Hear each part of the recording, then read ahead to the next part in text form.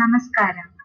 Thiruvananthapuram national institute of speech and ഹിയറിംഗും directorate of social ജസ്റ്റിസും സംയുക്തമായി സംഘടിപ്പിക്കുന്ന ഇന്ററാക്റ്റീവ് ഡിസബിലിറ്റി അവയർനെസ് സെമിനാർ അഥവാ നിഡാസ് എന്ന തത്സമയ ബോധവൽക്കരണ പരിപാടിയുടെ 4ാം പതിപ്പിലേക്ക് ഏവർക്കും സ്വാഗതം. ഈ പരിപാടിയുടെ ഉദ്ദേശം കേരളത്തിലെ വിവിധ ജില്ലകളിലുള്ള രക്ഷിതാക്കളെ വൈകല്യവും അനുബന്ധ പ്രശ്നങ്ങളെയും പറ്റി ബോധവൽക്കരിക്കുന്നതിന് വേണ്ടിയിട്ടാണ്. പേരിൽ സൂചിപ്പിച്ചതുപോലെ ഇതൊരു തത്സമയ പരിപാടി ആയതിനാൽ നിഷിൽ വരുന്നവർക്ക് മാത്രമല്ല എല്ലാ ജില്ലകളിലുമുള്ള രക്ഷിതാക്കൾക്ക് അതാത് ജില്ലകളിലെ district child protection unit office അതായത് DCPO ഓഫീസിൽ ഇരുന്നു കൊണ്ട് തന്നെ ഇന്റർനെറ്റ് സഹായത്തോടു കൂടി ഈ പരിപാടി വീക്ഷിക്കാവുന്നതാണ്. ഇന്നത്തെ വിഷയത്തിലേക്ക് കടക്കാം. ഇന്ന് നമ്മൾ ചർച്ച ചെയ്യാൻ പോകുന്ന വിഷയം സെറിബ്രൽ പാൾസി, ഫിസിയോതെറപ്പിയുടെ പ്രാധാന്യം. തലച്ചോറിലെ അപാകതകൾ മൂലമുണ്ടാകുന്ന ഈ അവസ്ഥ ഉണ്ടാകാനുള്ള സാധ്യത പഠനങ്ങൾ വിലയിരുത്തുന്നത് 500 കുട്ടികളെ എടുത്താൽ ഒരു കുട്ടിക്ക് ഇത് ഉണ്ടാകാനുള്ള സാധ്യതയുണ്ട്. ഈ അവസ്ഥയുടെ പരിണിത ഫലമായി കുഞ്ഞുങ്ങൾക്ക് ചലനശേഷി, സംസാരശേഷി തുടങ്ങിയവയിലുള്ള ബുദ്ധിമുട്ടും അനുബന്ധ പ്രശ്നങ്ങളും ഉണ്ടാകാം. അതുകൊണ്ട് തന്നെ ഇതിന്റെ ചികിത്സാ രീതിയിൽ വിദഗ്ധരുടെ ഒരു കൂട്ടായ്മ ആവശ്യമുണ്ട്. അതിൽ പ്രധാനമായ ഒന്നാണ് ഫിസിയോതെറപ്പി. ഇന്നത്തെ ഈ ക്ലാസ്സിൽ നമ്മൾ ചർച്ച ചെയ്യുന്നത് ഫിസിയോതെറപ്പിയുടെ പ്രാധാന്യത്തെ കുറിച്ചാണ്. ഇതിനെക്കുറിച്ച് സംസാരിക്കുന്നതിന് വേണ്ടി ഇന്ന് നമ്മോടൊപ്പം ഉള്ളത് നിഷിലെ ഫിസിയോതെറപ്പിസ്റ്റ് ആയ മിസ് ഷൈനിയാണ്. ഈ ക്ലാസ് എടുക്കുന്നതിന് വേണ്ടി ഞാൻ മിസ് ഷൈനിയെ ക്ഷണിക്കുന്നു.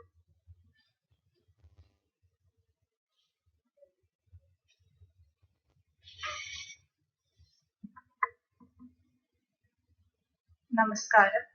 ഇവിടെ എത്തിയിരിക്കുന്ന എല്ലാവരും ജീവിതത്തിൽ പലവിധ വെല്ലുവിളികളും നേരിടുന്ന കുട്ടികളുമായി നിരന്തര സമ്പർക്കം പുലർത്തുന്നവരാണ്.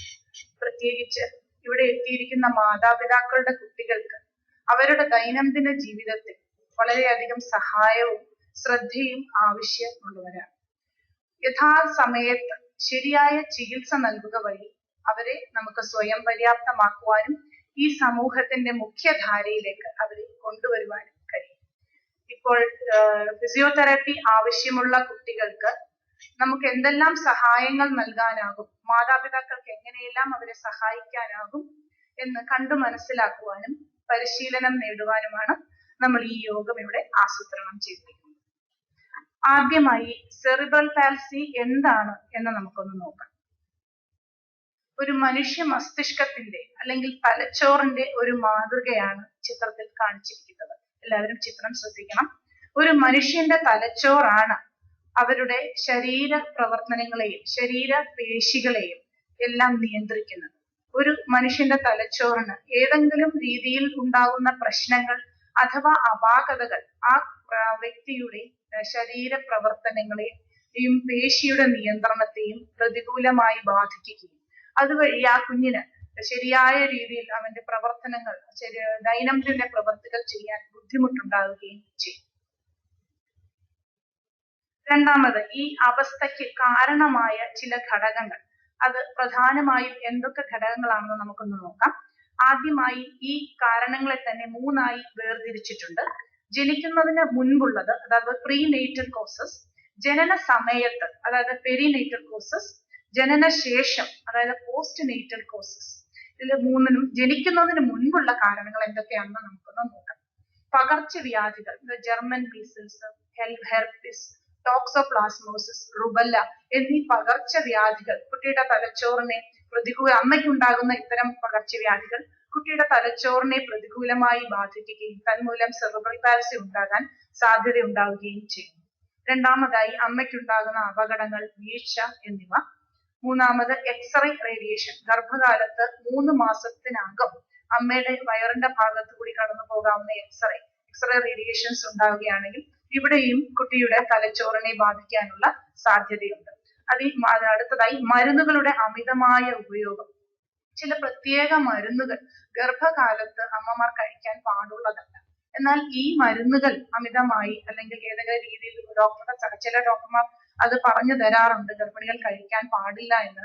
അത് അവർ ഡോക്ടറുടെ സഹായത്തോടെ അല്ലാതെയോ എങ്ങാനും ഗർഭിണികൾ ഈ മരുന്ന് കഴിക്കുകയാണെങ്കിൽ അതും ഈ കുട്ടിയുടെ തലച്ചോറിനെ പ്രതികൂലമായി ബാധിക്കും. ഇനി അടുത്തതായി പ്രസവ സമയത്തുണ്ടാകുന്ന കാരണങ്ങൾ. ആദ്യമായി നീണ്ടു നിൽക്കുന്ന പ്രസവം, കുഞ്ഞിന്റെ തെറ്റായ നില, ഉപകരണങ്ങൾ ഉപയോഗിക്കുന്നത് മൂലം തലച്ചോറിന് മുറിവ് സംഭവിക്കുക, മാസം തികയാതെയുള്ള പ്രസവം, കുഞ്ഞിന്റെ തലച്ചോറിൽ രക്തസ്രാവം, പൊക്കിൾ കൊടി കഴുത്തിൽ ചുറ്റിക്കിടക്കുക, കുട്ടിക്കുണ്ടാകുന്ന തൂക്കക്കുറവ്, സങ്കീർണമായ പ്രസവം.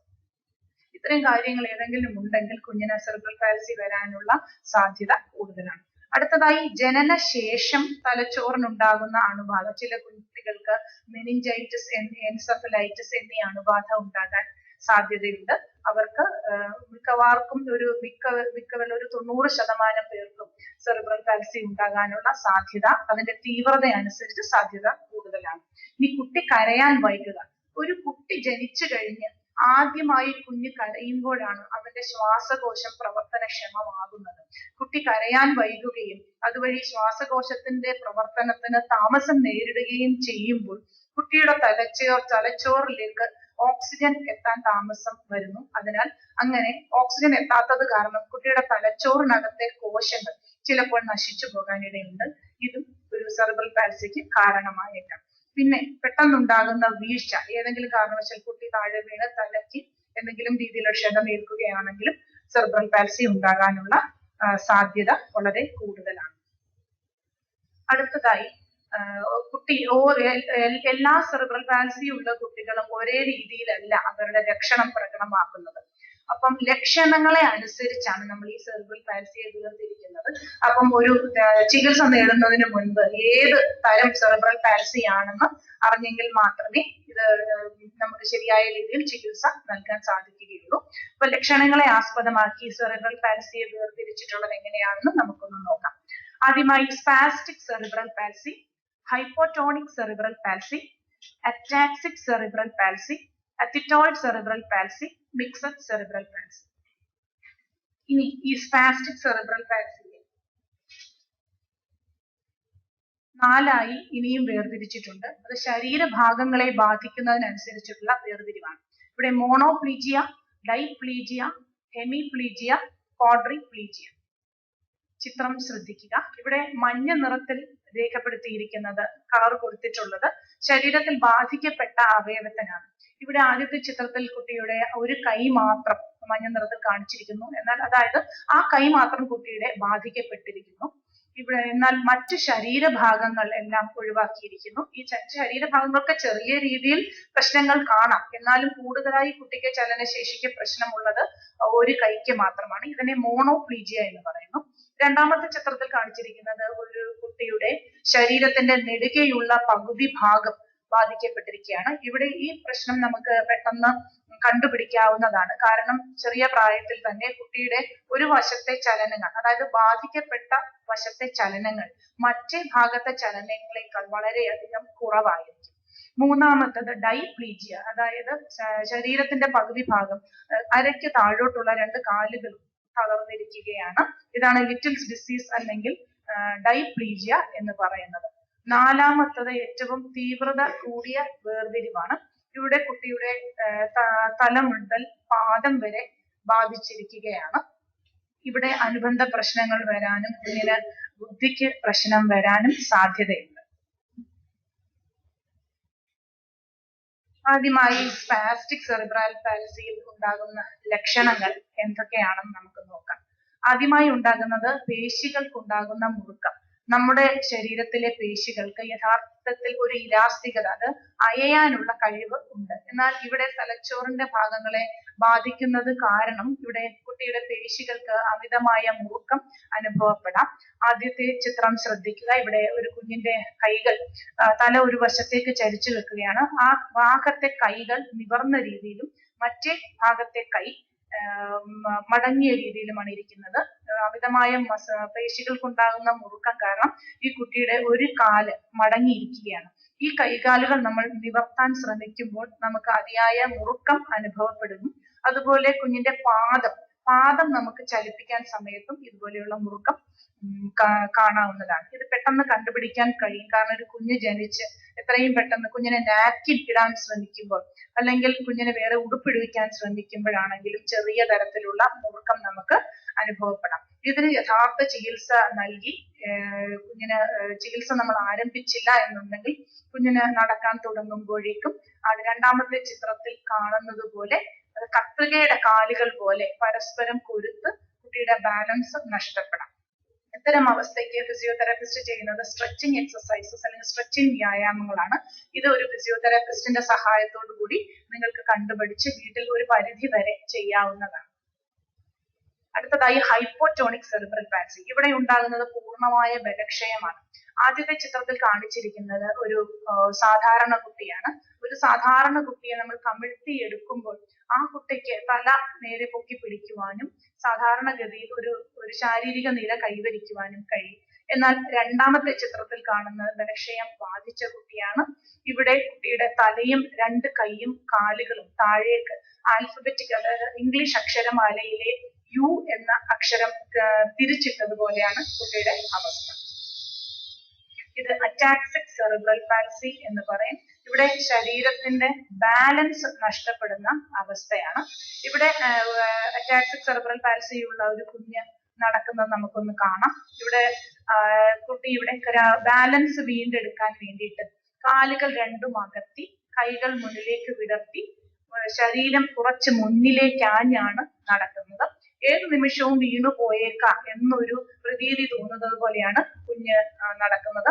ഏതെങ്കിലും തരത്തിലുള്ള ചെറിയ തള്ളലോ എന്തെങ്കിലും അല്ലെങ്കിൽ വഴിയിൽ എന്തെങ്കിലും സാധനം കിടക്കുകയാണെങ്കിൽ കുട്ടി പെട്ടെന്ന് വീണു പോകാൻ ഇടയുണ്ട്. ഈ കുഞ്ഞുങ്ങൾക്ക് സൂക്ഷ്മ പ്രവർത്തികൾ, അതായത് കുപ്പിയുടെ അടപ്പ് തുറക്കുക, എന്തെങ്കിലും ചെറിയ സാധനം എടുക്കുക എന്നിവയ്ക്കും ബുദ്ധിമുട്ട് അനുഭവപ്പെടുന്നതാണ്. അടുത്ത വേർതിരിവ് കോറിയോ അറ്റിറ്റോയിഡ് സെറിബ്രൽ പാൽസി എന്ന് പറയും. ഇവിടെ പ്രധാനമായും ഉണ്ടാകുന്നത് ശരീരത്തിന്റെ അസാധാരണമായ ചലനങ്ങളാണ്. ഇവിടെ ആദ്യത്തെ ചിത്രത്തിൽ കാണിച്ചിരിക്കുന്നത് ഒരു കുഞ്ഞിന്റെ തലയും കൈകളും അനിയന്ത്രിതമായ രീതിയിൽ ചലിച്ചുകൊണ്ടിരിക്കുന്നത് കൊണ്ട് ആ കുട്ടിക്ക് ശരിക്കും ഇരുന്ന് ബാലൻസ് ചെയ്യാൻ കഴിയാത്ത രീതിയിൽ കുഞ്ഞ് വീണു പോവുകയാണ്. രണ്ടാമത്തെ ചിത്രത്തിൽ ആ കുട്ടിയുടെ ഒരു കൈകൾ പതുക്കെ ആടിക്കൊണ്ടിരിക്കുക. ഒരു കാര്യം നമുക്ക് ശ്രദ്ധിച്ചാൽ മനസ്സിലാവും, കുട്ടിയെ ശ്രദ്ധിച്ചാൽ മനസ്സിലാവും, ഒരു കുഞ്ഞ് ഒരു പ്രവൃത്തി ചെയ്യാൻ മുതിരുമ്പോൾ ഈ ചലനങ്ങൾ അനിയന്ത്രിതമായ രീതിയിൽ വളരെ കൂടുകയും ആ പ്രവൃത്തി മുഴുമിപ്പിക്കുവാൻ കുട്ടിക്ക് കഴിയാതെ വരികയും ചെയ്യും. അടുത്തതായി ഒരു മിക്സഡ് സെറിബ്രൽ പാൽസി എന്നൊരു വേർതിരിവ് നമ്മൾ പറഞ്ഞിരുന്നു. ഇവിടെ ഈ 4 തരത്തിലുള്ള സെറിബ്രൽ പാൽസിയിലും ഏതെങ്കിലും ലക്ഷണങ്ങൾ ഇടയ്ക്കിടയ്ക്ക് വന്നു വരുന്നത് കാണും. ഇനി നമ്മൾ ശ്രദ്ധിക്കേണ്ട ഒരു കാര്യം, ഒരു സാധാരണ കുട്ടിയെ സംബന്ധിച്ചിടത്തോളം കുഞ്ഞ് ജനിച്ച് കുറച്ച് വർഷങ്ങൾക്കുള്ളിൽ കുഞ്ഞ് സാധാരണയായി കടന്നു പോകേണ്ട ചില ഘട്ടങ്ങളുണ്ട്. നമ്മളതിനെ വളർച്ചാ ഘട്ടങ്ങൾ അല്ലെങ്കിൽ മൈൽ സ്റ്റോൺസ് എന്നാണ് പറയുന്നത്. ഇവിടെ കാണിച്ചിരിക്കുന്നത് ഒരു സാധാരണ കുട്ടി കടന്നു പോകേണ്ട മൈൽ സ്റ്റോൺസ് അഥവാ വളർച്ചാ ഘട്ടങ്ങളാണ്. ഇവിടെ ഒരു 3-4 മാസമാകുമ്പോഴേക്കും കുഞ്ഞ് കമിഴ്ന്ന് വീഴണം. ഒരു 5 മാസമാകുമ്പോഴേക്കും, ഒരു 4 മുതൽ 5 മാസമാകുമ്പോഴേക്കും കുഞ്ഞ് കമിഴ്ന്ന് വീണ് തല ഉയർത്തിപ്പിടിച്ച് എല്ലാവരെയും നോക്കുവാനും കളിക്കുവാനും തുടങ്ങണം. ഒരു 6-7 മാസമാകുമ്പോഴേക്കും കുഞ്ഞ് പതിയെ കൈകൾ ഊന്നി ഇരിക്കുവാൻ ശീലിക്കുന്നു.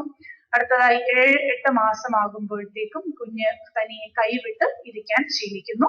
അത് കഴിഞ്ഞ് കുഞ്ഞ് പതുക്കെ ഇഴയാൻ തുടങ്ങുകയാണ്. 9 മാസമാകുമ്പോഴത്തേക്കും 9 മുതൽ 10 മാസത്തിനുള്ളിൽ കുഞ്ഞ് പതിയെ പിടിച്ച് നിൽക്കാൻ നോക്കുന്നു.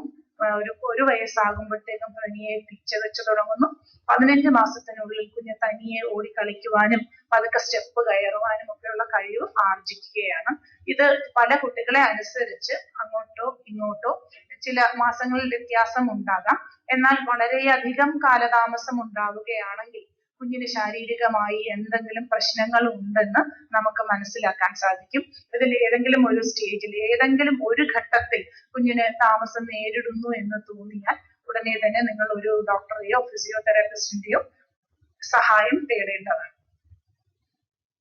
അടുത്തതായി നമുക്ക് ഈ സെറിബ്രൽ പാൽസിയിൽ ഒരുപാട് ചികിത്സാ രീതികൾ ഉണ്ട്. കാരണം ഈ സെറിബ്രൽ പാൽസി ഉള്ള കുഞ്ഞുങ്ങൾക്ക് നടക്കാനും ഇരിക്കാനും ഒക്കെയുള്ള ബുദ്ധിമുട്ട്, സംസാരത്തിനുള്ള ബുദ്ധിമുട്ട്, അപസ്മാരം, ഇങ്ങനെ പലവിധ പ്രശ്നങ്ങൾ ഉണ്ട്. ഇവിടെ കുഞ്ഞിന്റെ ശാരീരിക പ്രശ്നങ്ങൾക്ക് പരിഹാരം കാണുന്ന മേഖലയാണ് ഫിസിയോതെറാപ്പി. മാതാപിതാക്കൾ ആദ്യമായി അറിഞ്ഞിരിക്കേണ്ട ഒരു കാര്യം, തലയ്ക്കകത്തുണ്ടായിരിക്കുന്ന മുറിവുകൾ അഥവാ ക്ഷതങ്ങൾക്ക് നമ്മൾ ചികിത്സിച്ച് മാറ്റാൻ സാധിക്കില്ല. എന്നാൽ അതുമൂലം കുട്ടിക്ക് ഉണ്ടാകുന്ന കുട്ടിയുടെ ശരീരത്തിൽ ഉണ്ടാകുന്ന പരിണത ഫലങ്ങൾ നമുക്ക് ഒരു പരിധി വരെ ചികിത്സിച്ച് മാറ്റാൻ കഴിയുന്നവയാണ്. നിങ്ങൾ തനിയെ ചികിത്സ തുടങ്ങാതെ ഒരു ഫിസിയോതെറാപ്പിസ്റ്റിന്റെയോ ഒരു ഡെവലപ്മെന്റൽ തെറാപ്പിസ്റ്റിന്റെയോ ഉപദേശപ്രകാരം പതുക്കെ ചികിത്സ തുടങ്ങേണ്ടതാണ്. അവരുടെ ഉപദേശപ്രകാരം അവരുടെ അടുത്ത് കൊണ്ടുപോയാൽ മാത്രം പോരാ. അവരുടെ ഉപദേശപ്രകാരം നിങ്ങൾക്ക് ചെയ്യാൻ കഴിയുന്ന കാര്യങ്ങൾ വീട്ടിൽ വെച്ച് കുട്ടിയുടെ കൂടെ ഏറ്റവും കൂടുതൽ സമയം ചെലവഴിക്കുന്നത് നിങ്ങളാണ്. അപ്പൊ കുട്ടി കളിച്ചിരിക്കുന്ന സമയത്ത് കുട്ടിയുടെ മൂഡ് മാറുന്നതനുസരിച്ചൊക്കെ നിങ്ങൾക്ക് അറിയാൻ പറ്റും. അപ്പം ഫിസിയോതെറാപ്പിസ്റ്റ് പറയുന്ന വ്യായാമ മുറകൾ നിങ്ങൾക്ക് വീട്ടിൽ വെച്ച് ചെയ്യാവുന്നതാണ്. ആദ്യം ഒരു കുഞ്ഞ് ജനിച്ചു കഴിഞ്ഞ് ഒരു തൊട്ടിൽ കിടക്കുന്ന പ്രായത്തിൽ തന്നെ, അത് സാധാരണ കുട്ടിയാണെങ്കിലും എന്തെങ്കിലും പ്രോബ്ലം ഉള്ള കുട്ടിയാണെങ്കിലും തന്നെ, ആ കുഞ്ഞിനെ നമ്മൾ ശ്രദ്ധിക്കുന്ന ആ കുഞ്ഞിനെ നമ്മൾ പരിപാലിക്കുന്ന കുറച്ച് വിധമുണ്ട്. കുഞ്ഞിനോട് എപ്പോഴും സംസാരിച്ചു കൊണ്ടിരിക്കുക, കുഞ്ഞിന്റെ മുഖത്ത് നോക്കി സംസാരിക്കുക, എന്തെങ്കിലും വസ്തുക്കൾ കാണിച്ച് കുഞ്ഞിന്റെ ആ ശ്രദ്ധ അതിലേക്ക് വരാൻ നമ്മൾ ശ്രമിക്കണം. ഒരു തൊട്ടിൽ കിടക്കുന്ന കുഞ്ഞാണെങ്കിൽ തൊട്ടിലിന്റെ കമ്പിൽ എന്തെല്ലാം സാധനങ്ങൾ നമുക്ക് തൂക്കിയിടാൻ പറ്റും. ഒരു കളറുള്ള ഒരു ടോയ് ആയിരിക്കും, ഇന്നൊരു മഞ്ഞ കളറോ പച്ച കളറോ ഉള്ള ടോയ്സ് തൂക്കിയിടാം. എല്ലാ കളറുകളും കണ്ണിന് ആ സമയത്ത് കാഴ്ചയ്ക്ക് കാണാൻ പറ്റില്ലെങ്കിലും ചില കളറുകൾ കാണാവുന്നതാണ്. അങ്ങനെയാണെങ്കിൽ കുഞ്ഞ് കണ്ണു വെച്ച് ആ കളിപ്പാട്ടത്തിലേക്ക് ഫോക്കസ് ചെയ്യാൻ കുഞ്ഞ് പഠിക്കുന്നതാണ്. ഇപ്പം ഇവിടെ കാണിച്ചിരിക്കുന്നത് കമിഴ്ന്നു വീഴാൻ ബുദ്ധിമുട്ടുണ്ടായ ഒരു കുഞ്ഞ് ഒരു 4 മാസം 5 മാസം 6 മാസം ആയിട്ടും അല്ലെങ്കിൽ കുറച്ചു സമയം കഴിഞ്ഞിട്ടാണെങ്കിലും കുഞ്ഞ് കമിഴ്ന്നു വീഴാൻ ബുദ്ധിമുട്ടുള്ള ഒരു കുഞ്ഞിനെ കമിഴ്ന്നു വീഴാൻ അമ്മ പരിശീലിപ്പിക്കുകയാണ്. അപ്പൊ ചിത്രം ശ്രദ്ധിച്ചു നോക്കണം. ആദ്യം മലർന്നു കിടക്കുന്ന ഒരു കുട്ടിയെ അമ്മ ഒരു കളിപ്പാട്ടം കാണിച്ച്, അത് കുറച്ച് കളർഫുൾ ആയിട്ടുള്ള കുറച്ച് വർണ്ണാഭമായ കളിപ്പാട്ടം അല്ലെങ്കിൽ എന്തെങ്കിലും ശബ്ദം പുറപ്പെടുവിക്കുന്ന കളിപ്പാട്ടമാണെങ്കിൽ അത്രയും നല്ലത്. ഇവിടെ കാണിച്ച് കുട്ടിയുടെ ശ്രദ്ധ അതിലേക്ക് ആകർഷിച്ചതിന് ശേഷം കുട്ടി അവിടെ കൈ നീട്ടി അതിൽ പതുക്കെ പിടിക്കാൻ വരുന്നു. കുട്ടിയുടെ ശ്രദ്ധ ആകർഷിച്ചതിന് ശേഷം അമ്മ പതിയെ ആ കളിപ്പാട്ടം ഒരു വശത്തേക്ക് നീക്കി കുട്ടിയെ ചരിയാൻ പ്രേരിപ്പിക്കുകയാണ്. കുട്ടി പതുക്കെ ചരിയാൻ പ്രേരിതനാകുന്നു. അഥവാ ഇല്ലെങ്കിൽ അമ്മയുടെ കൈകൾ കൊണ്ട് പതുക്കെ കാലുകളുടെ ഭാഗത്ത് ചരിച്ചു കൊടുക്കാം. അതായത് കളിപ്പാട്ടം ഒരു വശത്ത് വെച്ചതിന് ശേഷം കുഞ്ഞിനെ പതുക്കെ ചരിച്ച് കമിഴ്ത്തിയിടുക. ഈ സമയത്ത് നമ്മൾ ശ്രദ്ധിക്കേണ്ട ഒരു കാര്യം, കുഞ്ഞിന്റെ തല നല്ലതായി ഉറയ്ക്കാത്തത് കാരണം കഴുത്തിലെ തല ഉയർത്താൻ കുഞ്ഞിന് ബുദ്ധിമുട്ട് കാണും. അപ്പം മൂക്ക് താഴെ തട്ടി ശ്വാസതടസ്സം ഉണ്ടാകാതിരിക്കാൻ ഇവിടെ ഈ സമയത്ത് നമ്മൾ ശ്രദ്ധിക്കേണ്ടതാണ്.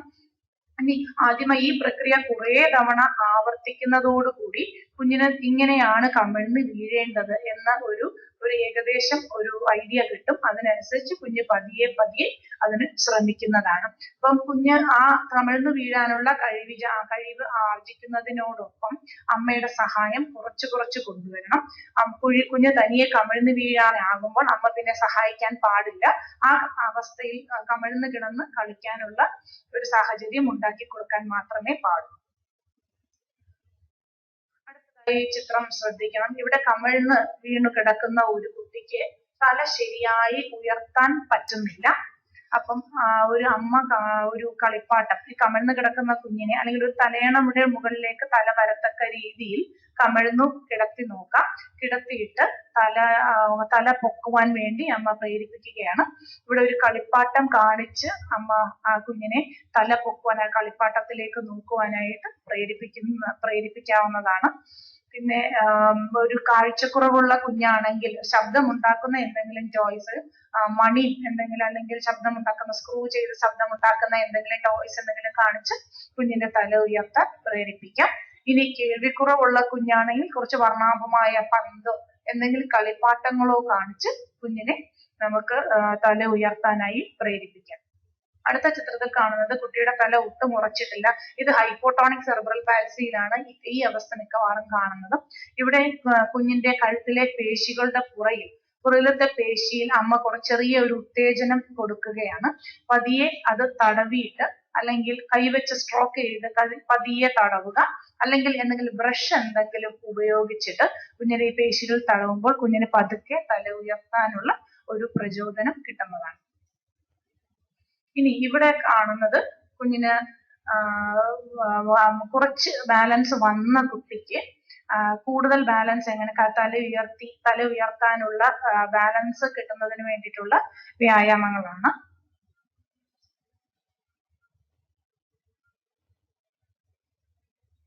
ഇവിടെ പ്രത്യേകമായിട്ട് ശ്രദ്ധിക്കേണ്ട ഒരു കാര്യം, അമ്മ കുഞ്ഞിനെ മടിയിൽ വെച്ച് അമ്മയുടെ മൂക്കിൽ ഒരു ചിത്രശലഭത്തിന്റെ ഒരു മാതൃക വെച്ച് കുഞ്ഞിനെ അതിലേക്ക് ആകർഷിക്കുകയാണ്. ഈ ചിത്രശലഭത്തിന് പകരം അമ്മയുടെ നെറ്റിയിലെ പൊട്ടോ എന്തെങ്കിലും വാക്കുകളോ പാട്ടുകളോ പാടി കുഞ്ഞിനെ അതിലേക്ക് ആകർഷിക്കുക. കുഞ്ഞിന് എപ്പോഴും അമ്മയുടെ മുഖത്തേക്ക് നോക്കാനായിരിക്കും താല്പര്യം. അത് നമ്മൾ മാക്സിമം പ്രയോജനപ്പെടുത്തി കുഞ്ഞിന്റെ ശ്രദ്ധ അങ്ങോട്ട് ആകർഷിക്കുക. ഇതിൽ പ്രത്യേകമായി നമ്മൾ ശ്രദ്ധിക്കേണ്ട ഒരു കാര്യം, കുട്ടിയുടെ കഴുത്തെ ഉറച്ചിട്ടുള്ളൂ, നടുഭാഗത്തെ പേശികൾക്ക് ശരിയായ രീതിയിൽ ശക്തിയില്ല. അപ്പം അതുകൊണ്ട് ഇവിടെ ഈ അമ്മ കാണിച്ചിരിക്കുന്നത് പോലെ കൈകൾ കൊണ്ട് കുട്ടിയുടെ നടുവിന്റെ ഭാഗത്ത് നല്ല ഒരു താങ്ങൽ കൊടുക്കണം. അല്ലെങ്കിൽ പിന്നെ ഇരിക്കുമ്പോഴാണെങ്കിൽ കുഞ്ഞിയുടെ നടുവിന്റെ ഭാഗത്ത് കൂനിപ്പോകാൻ, വളഞ്ഞിരിക്കാൻ കുട്ടികൾക്ക് അങ്ങനെ ഒരു ചാൻസ്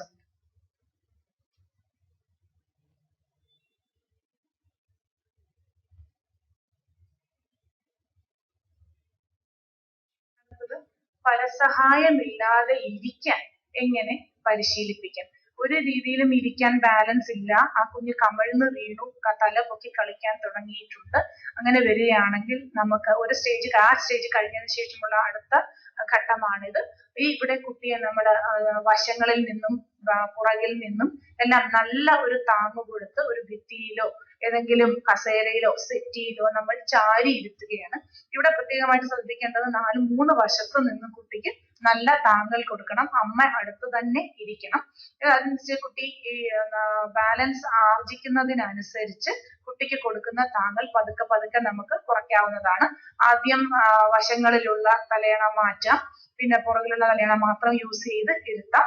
കുറച്ച് കഴിയുന്നതോറും പുറകിലുള്ള സപ്പോർട്ടും കൂടി കുറച്ചിട്ട് ചിത്രത്തിൽ കാണുന്നത് പോലെ, രണ്ടാമത്തെ ചിത്രത്തിൽ കാണുന്നത് പോലെ കുട്ടിയുടെ മുൻഭാഗത്ത് നിന്ന് മാത്രം താങ്ങൽ കൊടുത്ത് കുഞ്ഞിനെ ഇരുത്താവുന്നതാണ്. ഇത് പ്രത്യേകം ശ്രദ്ധിക്കേണ്ട ഒരു കാര്യം. ഈ അവസ്ഥയിൽ കുഞ്ഞ് പെട്ടെന്ന് വീണു പോകാതെ നമ്മൾ മാതാപിതാക്കൾ ശ്രദ്ധിക്കണം. കാരണം കുട്ടിയുടെ തല പെട്ടെന്ന് ഇടിക്കാനെങ്ങാനും ഇടയായാൽ കുട്ടിയുടെ തലച്ചോറിന് ക്ഷതം സംഭവിക്കാം, വളരെ തീവ്രത കൂടിയ ഇടയാണെങ്കിൽ. അല്ലെങ്കിൽ പെട്ടെന്ന് വീണു പോകും എന്നുള്ള പേടി കാരണം പിന്നെ നമ്മൾ കുഞ്ഞിനെ ഇരുത്താൻ ശ്രമിക്കുമ്പോൾ കുഞ്ഞ് ഇരിക്കണമെന്നില്ല. കുഞ്ഞ് അതിലൊരു പേടി കാരണം പിന്നെ ആ പൊസിഷനിലേക്ക് പോകാൻ കുട്ടി വിമുഖത കാണിക്കും. ഈ ആദ്യത്തെ ചിത്രത്തിൽ കാണിച്ചിരിക്കുന്നത് ഒരു ഇരിക്കുന്ന കുട്ടിയുടെ പുറകിൽ നിന്നും എങ്ങനെയാണ് താങ്ങ് കൊടുക്കേണ്ടതെന്നാണ്.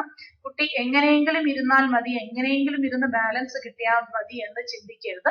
നമ്മൾ ഓരോ ഘട്ടങ്ങൾ തരണം ചെയ്യാൻ കുട്ടിയെ പ്രേരിതനാക്കുമ്പോൾ തന്നെ അത് കറക്റ്റായി, അത് ശരിയായ രീതിയിൽ തന്നെ പോകുന്നു എന്ന് നമ്മൾക്കൊരു ഉറപ്പ് വേണം. അപ്പം ഇരിക്കുന്ന കുഞ്ഞിന്റെ കൂനിയിരിക്കുകയായിരിക്കും, ഫ്രണ്ടിലേക്ക് വളഞ്ഞ് നടുവിന്റെ ഭാഗത്ത് കൂനിയിരിക്കുന്ന കുട്ടിയെ ഈ പുറത്ത് ഇങ്ങനെ പിടിച്ച് നട്ടെല്ല് നിവർന്നിരിക്കത്തക്ക രീതിയിൽ നമ്മൾ ഇരുത്തേണ്ടതാണ്. ഈ രീതിയിൽ ഇരുന്നെങ്കിൽ മാത്രമേ നടുവിന്റെ പുറകിലുള്ള പേശികൾക്ക് കുഞ്ഞിന് ശരിയായ രീതിയിൽ ശക്തി കിട്ടുകയുള്ളൂ. പിന്നെ ഇങ്ങനെ ഇരുന്ന് പഠിച്ചെങ്കിൽ മാത്രമേ അടുത്ത സ്റ്റേജിലേക്ക് പോകാൻ, കുട്ടിക്ക് നിൽക്കാൻ സമയത്ത് കുട്ടിയുടെ നിൽക്കാനുള്ള പേശികളും ശക്തി പ്രാപിച്ചു വരികയുള്ളൂ. ഇവിടെ പരസഹായമില്ലാതെ ഇരിക്കാൻ എങ്ങനെ പരിശീലിപ്പിക്കാം? ഒരുവിധം ബാലൻസ് നല്ലപോലെ കിട്ടിയ കുട്ടികൾക്ക് ബാലൻസ് കൂട്ടാനായിട്ട് നമുക്ക് എന്തൊക്കെ ചെയ്യാൻ കഴിയുമെന്ന് നോക്കാം. ഇത് ഒരു കേരളത്തിലെ തന്നെ ഒരു ഉൾഗ്രാമത്തിൽ നിന്നും കിട്ടിയിട്ടുള്ള പടങ്ങളാണ്. ഇത് ആദ്യത്തെ പടത്തിൽ കുഞ്ഞിനെ ഒരു കല്ലിന്റെ മുകളിൽ വെച്ച് കല്ലിന് മുകളിൽ ഒരു പലക വെച്ച് അതിൽ ഇരുത്തിയിട്ട് ആ പലക പതുക്കെ മുകളിലേക്കും താഴേക്കും ആട്ടാൻ ശ്രമിക്കുകയാണ്.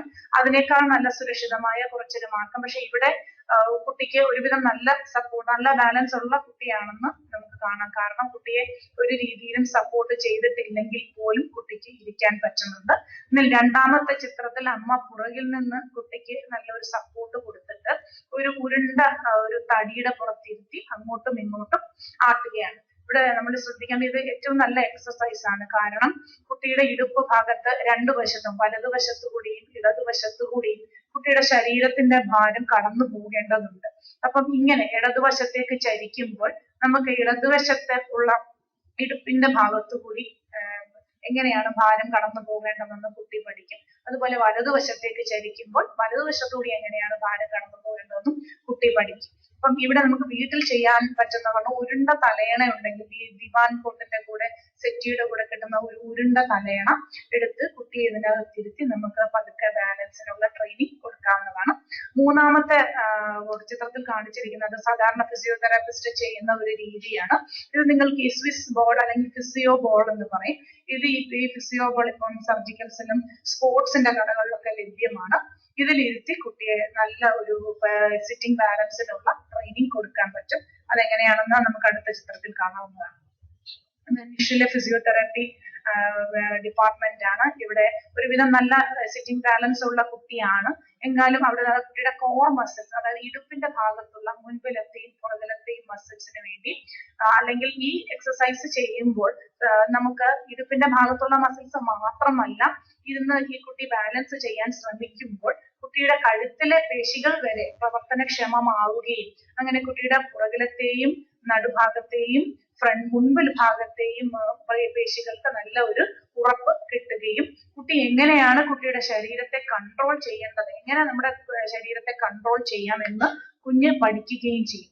ഇങ്ങനെ ഇരുത്തിക്കൊണ്ട് ഫിസിയോതെറാപ്പിസ്റ്റ് പതുക്കെ ആ ബോൾ മൂവ് ചെയ്യും. അപ്പം ഒരു ഒട്ടും സ്ഥിരതയില്ലാത്ത ഒരു പ്രതലമായതിനാൽ കുട്ടിക്ക് ഒരുവിധം കൂടുതൽ ബുദ്ധിമുട്ട് അനുഭവപ്പെടും. കുട്ടി കുറച്ച് സ്ട്രഗിൾ ചെയ്യേണ്ടി വരും, കുറച്ച് ആയാസപ്പെടേണ്ടി വരുന്നു ഈ പൊസിഷനിൽ ഇരിക്കാൻ വേണ്ടിയിട്ട്. അപ്പം ആയാസപ്പെടുന്നത് വഴി ആ കുട്ടിയുടെ ശരീരത്തിലെ മസിലുകൾ കൂടുതലായി പ്രവർത്തിക്കുകയും പെട്ടെന്ന് ഈ എക്സസൈസിലൂടെ പെട്ടെന്ന് തന്നെ നമുക്ക് ഈ ശരീരത്തിന്റെ പേശികളുടെ നിയന്ത്രണം നമുക്ക് പെട്ടെന്ന് ശരിയാക്കുകയും ചെയ്യാം. പിന്നെ ഒരു ഫിസിയോതെറാപ്പിസ്റ്റിന്റെ ഉപദേശപ്രകാരം നിങ്ങൾ അവരുടെ മുൻപിലിരുന്ന് കണ്ടു പഠിച്ച് അവിടെ ഇരുന്ന് പരിശീലനം നേടിയതിനു ശേഷം മാത്രമേ വീട്ടിൽ വന്ന് ചെയ്തു നോക്കാവുള്ളൂ. കാരണം ഇതൊട്ടും സ്ഥിരതയില്ലാത്ത ഒരു കാര്യമാണ്. അപ്പം ഒരേ സമയത്ത് നമുക്ക് ബോളിന്റെ നിയന്ത്രണമാണെങ്കിലും കുഞ്ഞ് താഴെ വീഴാതെയാണെങ്കിലും രണ്ടും ശ്രദ്ധിക്കേണ്ടതാണ്. അത് അവരുടെ മുമ്പിൽ ഇരുന്ന് ചെയ്തു പഠിച്ച് 1-2 പ്രാവശ്യം ചെയ്തു നോക്കിയതിനു ശേഷമേ നമുക്ക് വീട്ടിൽ ചെയ്യാൻ പാടുള്ളൂ. ഇവിടെ നിന്ന് കുഞ്ഞ് വീണു പോകാതെ പ്രത്യേകമായിട്ട് ശ്രദ്ധിക്കണം. അടുത്തത് മുട്ടുകാലിൽ ഇഴയാൻ എങ്ങനെ കുഞ്ഞിനെ ഒരു കുഞ്ഞ് ശരിയായ സിറ്റിംഗ് ബാലൻസ് ആർജിച്ചതിന് ശേഷം അടുത്തതായി കുഞ്ഞ് കൈമുട്ടുകൾ ഊന്നി എഴുന്നേറ്റിരിക്കാൻ ശ്രമിക്കും. അപ്പം കുട്ടിയുടെ കൈകൾക്ക് ശരിയായ രീതിയിൽ ശക്തി ഉണ്ടെങ്കിൽ മാത്രമേ കുഞ്ഞ് തനിയെ എഴുന്നേറ്റിരിക്കാൻ ശ്രമിക്കുകയുള്ളൂ. തനിയെ എഴുന്നേറ്റിരുന്നതിന് ശേഷമുള്ള ഘട്ടമാണ് മുട്ടുകാലിൽ ഇഴയാൻ നൽകുന്ന പരിശീലനം. ഇവിടെ ആദ്യത്തെ ചിത്രത്തിൽ ഫിസിയോതെറാപ്പി വിഭാഗത്തിൽ ഫിസിയോതെറാപ്പിസ്റ്റ് കുട്ടിയുടെ കൈകൾ രണ്ടും ഊന്നി അടുത്ത കാൽമുട്ടുകളും ഊന്നി ഈ പൊസിഷനിൽ കുഞ്ഞിനെ നിൽക്കാൻ സഹായിക്കുകയാണ്. അത് ആദ്യം വളരെ ബുദ്ധിമുട്ടുള്ള ഒരു കാര്യമാണ്. കാരണം കൈകൾ ഊന്നി നിൽക്കുവാൻ കുട്ടി ഒരിക്കലും നമ്മളോട് സമ്മതിക്കുകയില്ല. കുറച്ച് പരിശ്രമപ്പെട്ടിട്ടാണെങ്കിലും കുഞ്ഞിനെ ഈ പൊസിഷനിൽ നമ്മൾ കുറച്ച് സമയം നിർത്തണം. നിർത്തുമ്പോൾ ശ്രദ്ധിക്കേണ്ട ഒരു കാര്യം, കുട്ടിയുടെ കൈമുട്ടുകൾ നിവർന്നു തന്നെ ഇരിക്കണം.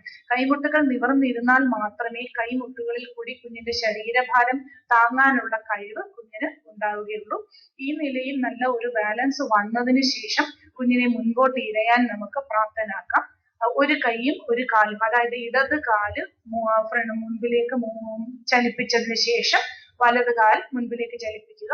അടുത്തതായി വലത് കൈ, അത് കഴിഞ്ഞ് ഇടത് കൈ. ഇങ്ങനെ ഒരു പ്രത്യേക ക്രമീകരണത്തിൽ ഇഴയാൻ നമ്മൾ കുഞ്ഞിനെ പ്രാപ്തനാക്കണം. ഈ മുട്ടുകാലിൽ ഇഴഞ്ഞു പോയി കഴിഞ്ഞാൽ അടുത്ത സ്റ്റേജ് നിൽക്കാനുള്ള പരിശീലനമാണ്. ഈ സ്റ്റേജ് നമ്മൾ കിട്ടിക്കഴിഞ്ഞാൽ നിൽക്കാൻ നമുക്ക് എളുപ്പമായിരിക്കും. എന്നാൽ ചില കുട്ടികൾ ഈ സ്റ്റേജില് ഈ ഘട്ടത്തിലൂടെ കടന്നു പോകാതെ വിട്ടുപോകാറുമുണ്ട്. അടുത്തതായി പരസഹായമില്ലാതെ നിർത്താൻ നമുക്ക് ഓരോ ഘട്ടങ്ങളിലൂടെ എങ്ങനെ കുഞ്ഞിനെ പരിശീലിപ്പിക്കാം.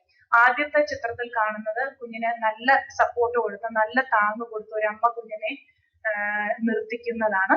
അപ്പം ഇവിടെ ആദ്യം നമുക്ക് ചെയ്യാൻ പറ്റുന്നത് ഒരു കുഞ്ഞിനെ ഒട്ടും നിൽക്കാൻ ശക്തിയില്ലാത്ത ഒരു കുഞ്ഞിനെ പതുക്കെ ഭിത്തിയിൽ ചാരി നിർത്താം, അല്ലെങ്കിൽ ജനലഴികളോട് ചേർത്ത് കെട്ടിവെച്ച് നിർത്താം. ഇങ്ങനെയാണെങ്കിൽ നമ്മൾ ശ്രദ്ധിക്കേണ്ട കാര്യം, കുട്ടിയുടെ ശരീരം ഒരു നേർരേഖയിലായിരിക്കണം. കാലുകൾ പാദങ്ങൾ രണ്ടും താഴെ ഉറപ്പിക്കണം. നടുവിന്റെ ഭാഗത്ത് നേരെ ഇരിക്കണം. കഴുത്തും തലയും അതെല്ലാം ഒരേ രേഖയിൽ ഇരിക്കണം. എന്നാൽ മാത്രമേ കുട്ടിയുടെ ശരീരത്തിലെ പേശികൾ ശരിയായ രീതിയിൽ പ്രവർത്തിക്കുകയുള്ളൂ. നമുക്ക് കെട്ടിവെച്ച് നിർത്തി നോക്കാം. അടുത്തതായി ഭിത്തിയിൽ ചാരി വെച്ച് അമ്മയ്ക്ക് പരിശീലനം നൽകാം. ഈ സമയത്ത് മുട്ട് മടങ്ങി പോകാൻ സാധ്യതയുണ്ട്. അപ്പൊ മുട്ടിന്റെ ഭാഗത്ത് നമ്മൾ നന്നായിട്ടൊരു താങ്ങ് കൊടുത്ത് ഇടുപ്പിന്റെ ഭാഗത്തും ആദ്യം താങ്ങ് കൊടുക്കേണ്ടി വരും. ഇങ്ങനെ നമുക്ക് നിർത്തിക്കാം. രണ്ടാമത്, കുട്ടി തനിയെ നിൽക്കാനുള്ള കഴിവ് ആർജിക്കുന്നതിനോടൊപ്പം നമുക്ക് അമ്മ കൊടുക്കുന്ന സഹായം നമുക്ക് പതുക്കെ കുറച്ച് കൊണ്ടുവരാം. രണ്ടാമത്തെ ചിത്രത്തിൽ കാണിക്കുന്ന ഒരു കുട്ടി നിൽക്കുന്നുണ്ട്, പക്ഷെ ആ അമ്മ താങ്ങ് കൊടുക്കുന്നത് കുട്ടിയുടെ തോൾ ഭാഗത്ത് നിന്ന് മാത്രമാണ്. അപ്പൊ ഈ രീതിയിൽ കുഞ്ഞ് ബാലൻസ് ചെയ്യാൻ കുറച്ച് പഠിച്ചു കഴിഞ്ഞാൽ കുട്ടി മൂന്നാമത്തെ ഒരു വലിയ ഒരു സ്ഥിരതയില്ലാത്ത ഒരു കമ്പ് എന്തെങ്കിലും കൊടുത്ത് അമ്മയുടെ കയ്യിൽ പിടിക്കാതെ ഒരു കമ്പ് എന്തെങ്കിലും പിടിച്ച് നിർത്തിക്കുവാനുള്ള ബാലൻസ് നമ്മൾ ചെയ്യിപ്പിക്കേണ്ടതാണ്. അത് ഒരുവിധം നിർത്താനുള്ള ബാലൻസ് ആർജിച്ചു കഴിഞ്ഞാൽ കുഞ്ഞിനെ പതുക്കെ മുൻപിലേക്ക് നടക്കാൻ പ്രേരിപ്പിക്കുക. ഇത് മുൻപിലേക്ക് നടക്കാൻ പ്രേരിപ്പിക്കുന്നതിന് ഉള്ള ഒരു വ്യായാമം ഈ പോലീസുകാർ ഗ്രൗണ്ടിൽ മാർച്ച് ചെയ്യുന്നത് പോലെ കാലുകൾ പതുക്കെ ചലിപ്പിച്ച് കുഞ്ഞിനെ നമുക്ക് മുൻപിലേക്ക് ചലിപ്പിക്കാൻ പറ്റും.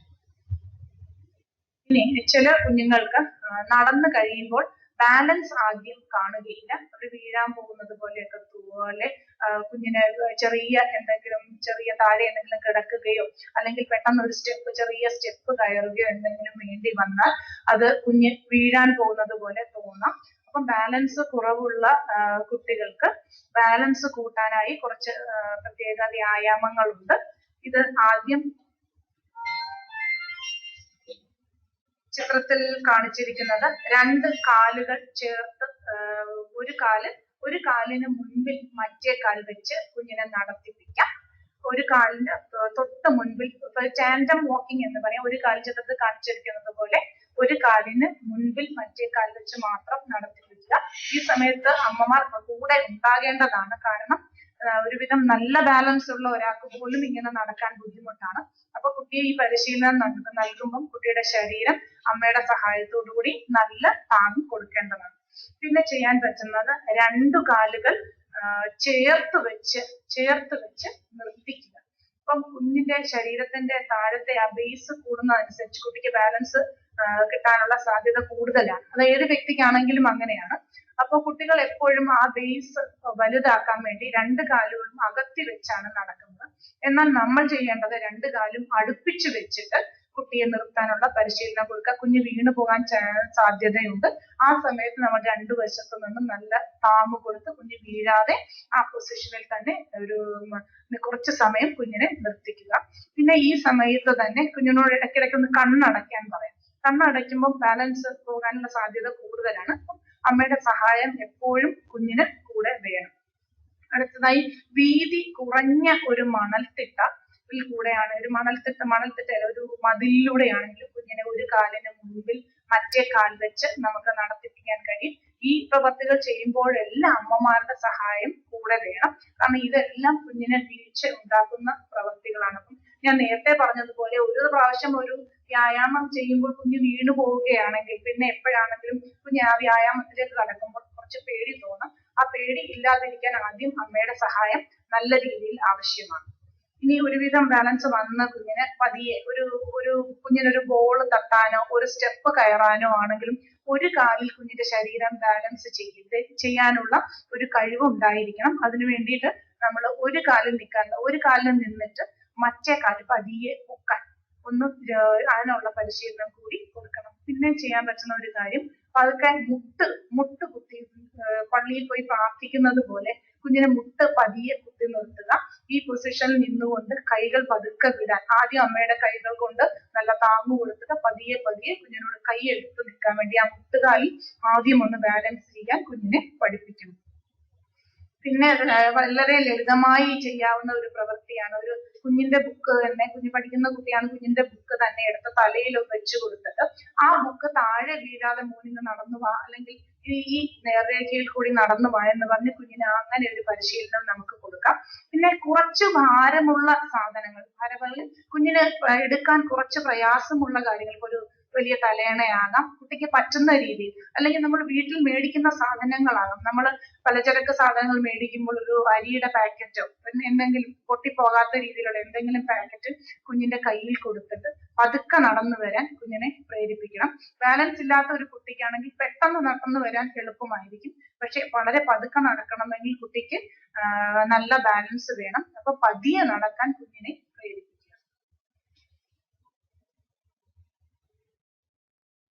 ഇനി നമ്മൾ പ്രത്യേകമായി ശ്രദ്ധിക്കേണ്ട ഒരു കാര്യം, സെറിബ്രൽ പാൽസി ഉള്ള കുഞ്ഞുങ്ങൾക്ക് ഭക്ഷണ സമയത്ത് ഒരുപാട് ബുദ്ധിമുട്ടുകൾ അനുഭവപ്പെടാം. അതുപോലെ അമിതമായ ഉമിനീർ സ്രാവം കുഞ്ഞിന് ഉണ്ടാകാം. പിന്നെ അതുപോലെ ഭക്ഷണം ചവച്ച് കഴിക്കുവാനും ഭക്ഷണം ഇറക്കുവാനും ബുദ്ധിമുട്ട് ഉണ്ടാകും. പിന്നെ അതുപോലെ ആശയവിനിമയത്തിന് സംസാരിക്കാനും ബുദ്ധിമുട്ട് ഉണ്ടാകും. ഇതിനെല്ലാം പ്രധാനമായ കാരണം എന്താണെന്ന് വെച്ചാൽ കുഞ്ഞിന്റെ വായ്ക്കകത്ത് മറ്റു ശരീരഭാഗങ്ങളെ ബാധിക്കുന്നത് പോലെ തന്നെ കുട്ടിയുടെ വായ്ക്കകത്തും പുറത്തുമുള്ള പേശികളെയും ഈ അസുഖം ബാധിച്ചിട്ടുണ്ട്. അവയ്ക്ക് ചിലപ്പോൾ ഹൈപ്പോട്ടോണിക് സെറിബ്രൽ പാൽസിയിലാണെങ്കിൽ ബലക്കുറവോ അല്ലെങ്കിൽ സ്പാസ്റ്റിക് സെറിബ്രൽ പാൽസിയിലാണെങ്കിൽ ബല കൂടുതലോ ആയിരിക്കും. അപ്പൊ ഇതിന് നമ്മൾ പ്രത്യേകമായ വ്യായാമങ്ങൾ നൽകിയിട്ട് കുഞ്ഞിനെ ചവച്ച് കഴിക്കാനും ഭക്ഷണം കഴിക്കാനും പ്രേരിപ്പിക്കാം. ആദ്യമായി നമ്മൾ കുഞ്ഞാദ്യം ഒരു മുല കുടിച്ചു തുടങ്ങുന്ന പ്രായത്തിൽ തന്നെ കുഞ്ഞിന് ഈ പ്രശ്നങ്ങളെല്ലാം കണ്ടുവരും. കാരണം സക്കിങ് ഡിഫിക്കൽറ്റി എന്ന് ഞങ്ങൾ പറയാറുണ്ട്. കാരണം പാല് വലിച്ചു കുടിക്കാൻ കുഞ്ഞിന്റെ വായ്ക്കുള്ളിലെ മസിലുകൾക്ക് ശക്തി ഇല്ലാത്തത് കൊണ്ട് അവിടെ മുതലേ കുഞ്ഞിന് പ്രശ്നങ്ങൾ തുടങ്ങാം. ഇങ്ങനെ ശരിയായ രീതിയിൽ ഭക്ഷണം കഴിക്കാതെ കുഞ്ഞിന്റെ ആരോഗ്യത്തെ അത് പ്രതികൂലമായി ബാധിക്കും. അപ്പം ആദ്യമായി നമുക്ക് എന്തൊക്കെയാണ് പ്രശ്നങ്ങൾ എന്ന് നോക്കാം. പിന്നെ അതുപോലെ നാക്കിന് വളരെയധികം ചലനശേഷി കുറവായിരിക്കും.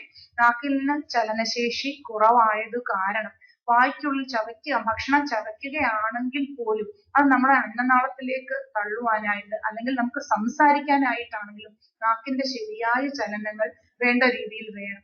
അപ്പോൾ നമുക്ക് നാക്കിന് ചലനശേഷി കുറവാണെങ്കിൽ ഈ പ്രശ്നങ്ങളൊന്നും ഈ കാര്യങ്ങളൊന്നും ശരിയായ രീതിയിൽ നടക്കുകയില്ല. അതുപോലെ തന്നെ ചില വാക്കുകൾ ചില അക്ഷരങ്ങൾ ഉച്ചരിക്കാൻ നാക്കുകളുടെ ശരിയായ ചലനം ആവശ്യമാണ്. അതുകൊണ്ട് നാക്കിന് നമുക്ക് ആദ്യം കുട്ടിയുടെ നാക്കിന് നമുക്ക് എന്തെല്ലാം വ്യായാമങ്ങൾ കൊടുക്കാമെന്ന് നോക്കാം. ഇപ്പൊ തനിയെ കുഞ്ഞിനോട് നാക്ക് നീട്ടുമെന്ന് പറഞ്ഞാൽ കുഞ്ഞ് ഒരിക്കലും ചെയ്യില്ല. അതുകൊണ്ട് കുറച്ച് കൗതുകകരമായ പ്രവർത്തികൾ കുഞ്ഞിന് ഇഷ്ടമുള്ള രീതിയിൽ നമ്മൾ പതിയെ ചെയ്യാൻ ശ്രമിക്കണം. ആദ്യമായി ഇവിടെ കാണിച്ചിരിക്കുന്നത് ഒരു ജാം അല്ലെങ്കിൽ തേൻ അല്ലെങ്കിൽ പഞ്ചസാര എന്നീ മധുരമുള്ള സാധനങ്ങൾ കുഞ്ഞിന് ഇഷ്ടമുള്ള എന്ത് കാര്യങ്ങളും, ഇപ്പം ഐസ്ക്രീം ആണെങ്കിൽ ഐസ്ക്രീം, എന്താണെങ്കിലും കുഞ്ഞിന്റെ മേൽ ചുണ്ടില് അല്ലെങ്കിൽ താഴത്തെ ചുണ്ടിന്റെ വശങ്ങളിൽ എന്നിങ്ങനെ വെച്ചിട്ട് നമ്മൾ പറയേണ്ട ആവശ്യം പോലും ഇല്ല. കുഞ്ഞിനോട് നക്കിയെടുക്കാൻ വേണ്ടിയിട്ട് അത് പ്രേരിപ്പിക്കാം. അങ്ങനെയുള്ള സമയത്ത് കുഞ്ഞ് നാക്ക് നല്ലവണ്ണം പുറത്തേക്ക് നീട്ടി ആ സാധനം നക്കിയെടുക്കാനായിട്ട് കുഞ്ഞ് ശ്രമിക്കുന്നതാണ്. അങ്ങനെ നമുക്ക് നാക്കിന്റെ ചലനങ്ങൾ കൂട്ടാൻ പറ്റുന്നതാണ്. പിന്നെ അതുപോലെ മുട്ടായി പോലെയുള്ള സാധനങ്ങൾ, മധുരമുള്ള സാധനങ്ങൾ കുഞ്ഞ് കൊടുക്കാതെ കുഞ്ഞ് നാക്ക് നീട്ടി നക്കുവാൻ കുഞ്ഞിനെ നമുക്ക് പ്രേരിപ്പിക്കാൻ കഴിയും. പിന്നെ സ്പൂണിൽ എന്തെങ്കിലും സാധനം കൊടുത്ത് സ്പൂണില് കുഞ്ഞിന് ആഹാരം കഴിക്കണമെങ്കിൽ രണ്ട് ചുണ്ടുകളിലും നല്ല ചലനം ആവശ്യമാണ്. അതുകൊണ്ട് സ്പൂണിൽ ചിത്രത്തിൽ കാണിച്ചിരിക്കുന്നത് പോലെ സ്പൂണിൽ നിന്നും എന്തെങ്കിലും ആഹാര സാധനങ്ങൾ കൊടുക്കാനായിട്ട് കുഞ്ഞിനെ പ്രേരിപ്പിക്കും.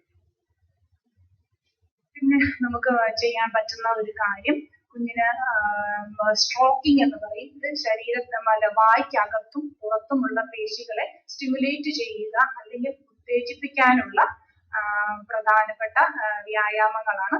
ഇതിന് ചുണ്ടിന്റെ മുകൾ ഭാഗത്ത്, വശങ്ങളിൽ, താഴെ, ഈ തൊണ്ടയുടെ ഭാഗത്ത്, താടിയുടെ അടിയിൽ, ഇവിടെയെല്ലാം ചെറിയ രീതിയിൽ സ്ട്രോക്കിംഗ് പതുക്കെ നമുക്ക് തടവി കൊടുക്കാം. അതുപോലെ തന്നെ ഒരു ബ്രഷ് എന്തെങ്കിലും വെച്ചിട്ട് പതുക്കെ കുഞ്ഞിന് ചെറിയ ഒരു സ്റ്റിമുലേഷൻ പോലെ കൊടുക്കാം. വായ്ക്കുള്ളിലകത്തെ പേശികളാണെങ്കിൽ നമ്മൾ കുഞ്ഞിന്റെ ടൂത്ത് ബ്രഷ് തന്നെ വായ്ക്കകത്ത് വെച്ചിട്ട് 4 വശത്തും പതിയെ തട്ടി കൊടുക്കാം. നാക്കിലാണെങ്കിലും നമുക്ക് തട്ടി കൊടുക്കാം. ഇനി ബലൂൺ,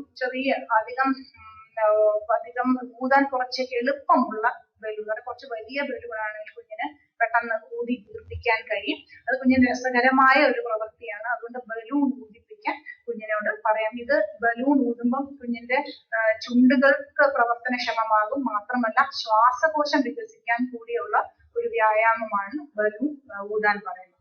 പിന്നെ പറയുന്നത് ഒരു വിസിൽ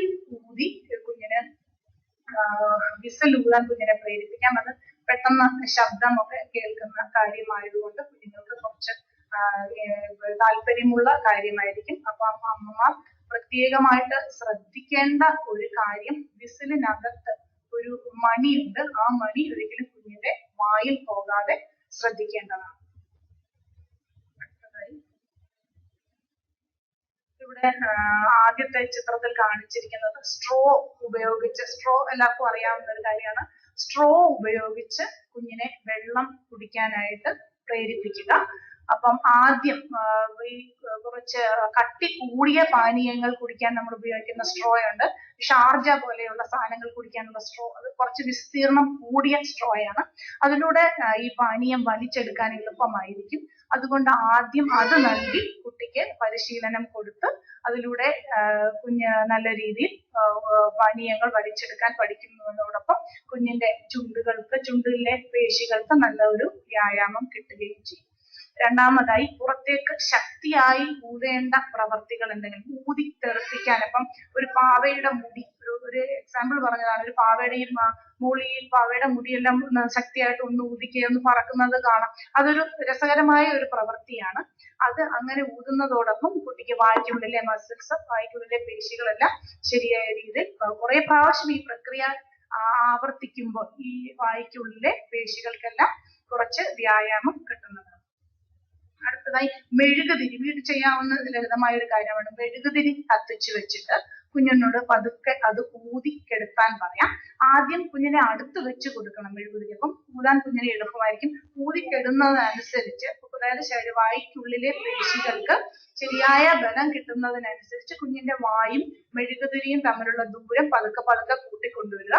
പിന്നെ കുറച്ച് ദൂരെ വെച്ച് തന്നെ അത് ഊതി ആ മെഴുകുതിരിക്കെടുത്തുവാൻ കുഞ്ഞിനെ പരിശീലനം നൽകുക.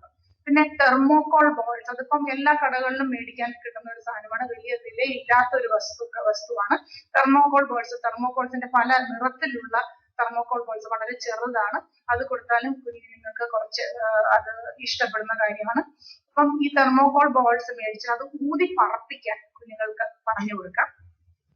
പിന്നെ ഉത്സവ പറമ്പിലൊക്കെ കിട്ടുന്ന കുമിളകൾ പോകുന്ന ഒരു കളിപ്പാട്ടമുണ്ട്, ഒരു ചെറിയ ഒരു കമ്പി വെള്ളത്തിൽ മുക്കിയിട്ട് അതിലൂടെ ഊതുമ്പോൾ അത് ആ കുമിളകൾ പറന്നു പോകുന്നതിലുള്ള ആ രസം, ആ ഒരു പ്രവൃത്തി ഇഷ്ടമായതുകൊണ്ട് കുട്ടികൾ അത് ഇഷ്ടപ്പെടുകയും അത് പിന്നെയും പിന്നെയും ചെയ്യുകയും ചെയ്യും. ഇത്തരം പ്രവൃത്തികളെല്ലാം നിങ്ങൾ ജീവിതത്തിൽ കണ്ടിട്ടുള്ളതായിരിക്കും. പക്ഷെ അതെല്ലാം ഈ വായ്ക്കകത്തും പുറത്തുമുള്ള പേശികളെ ബലപ്പെടുത്തുമെന്ന് ചിലപ്പോൾ മാതാപിതാക്കൾക്ക് അറിയില്ലായിരിക്കും. അതുകൊണ്ടാണ് പ്രത്യേകിച്ചും ഈ പ്രവൃത്തികൾ വളരെ ലളിതമായ രീതിയിൽ നിങ്ങളിവിടെ പ്രതിപാദിക്കുന്നത്.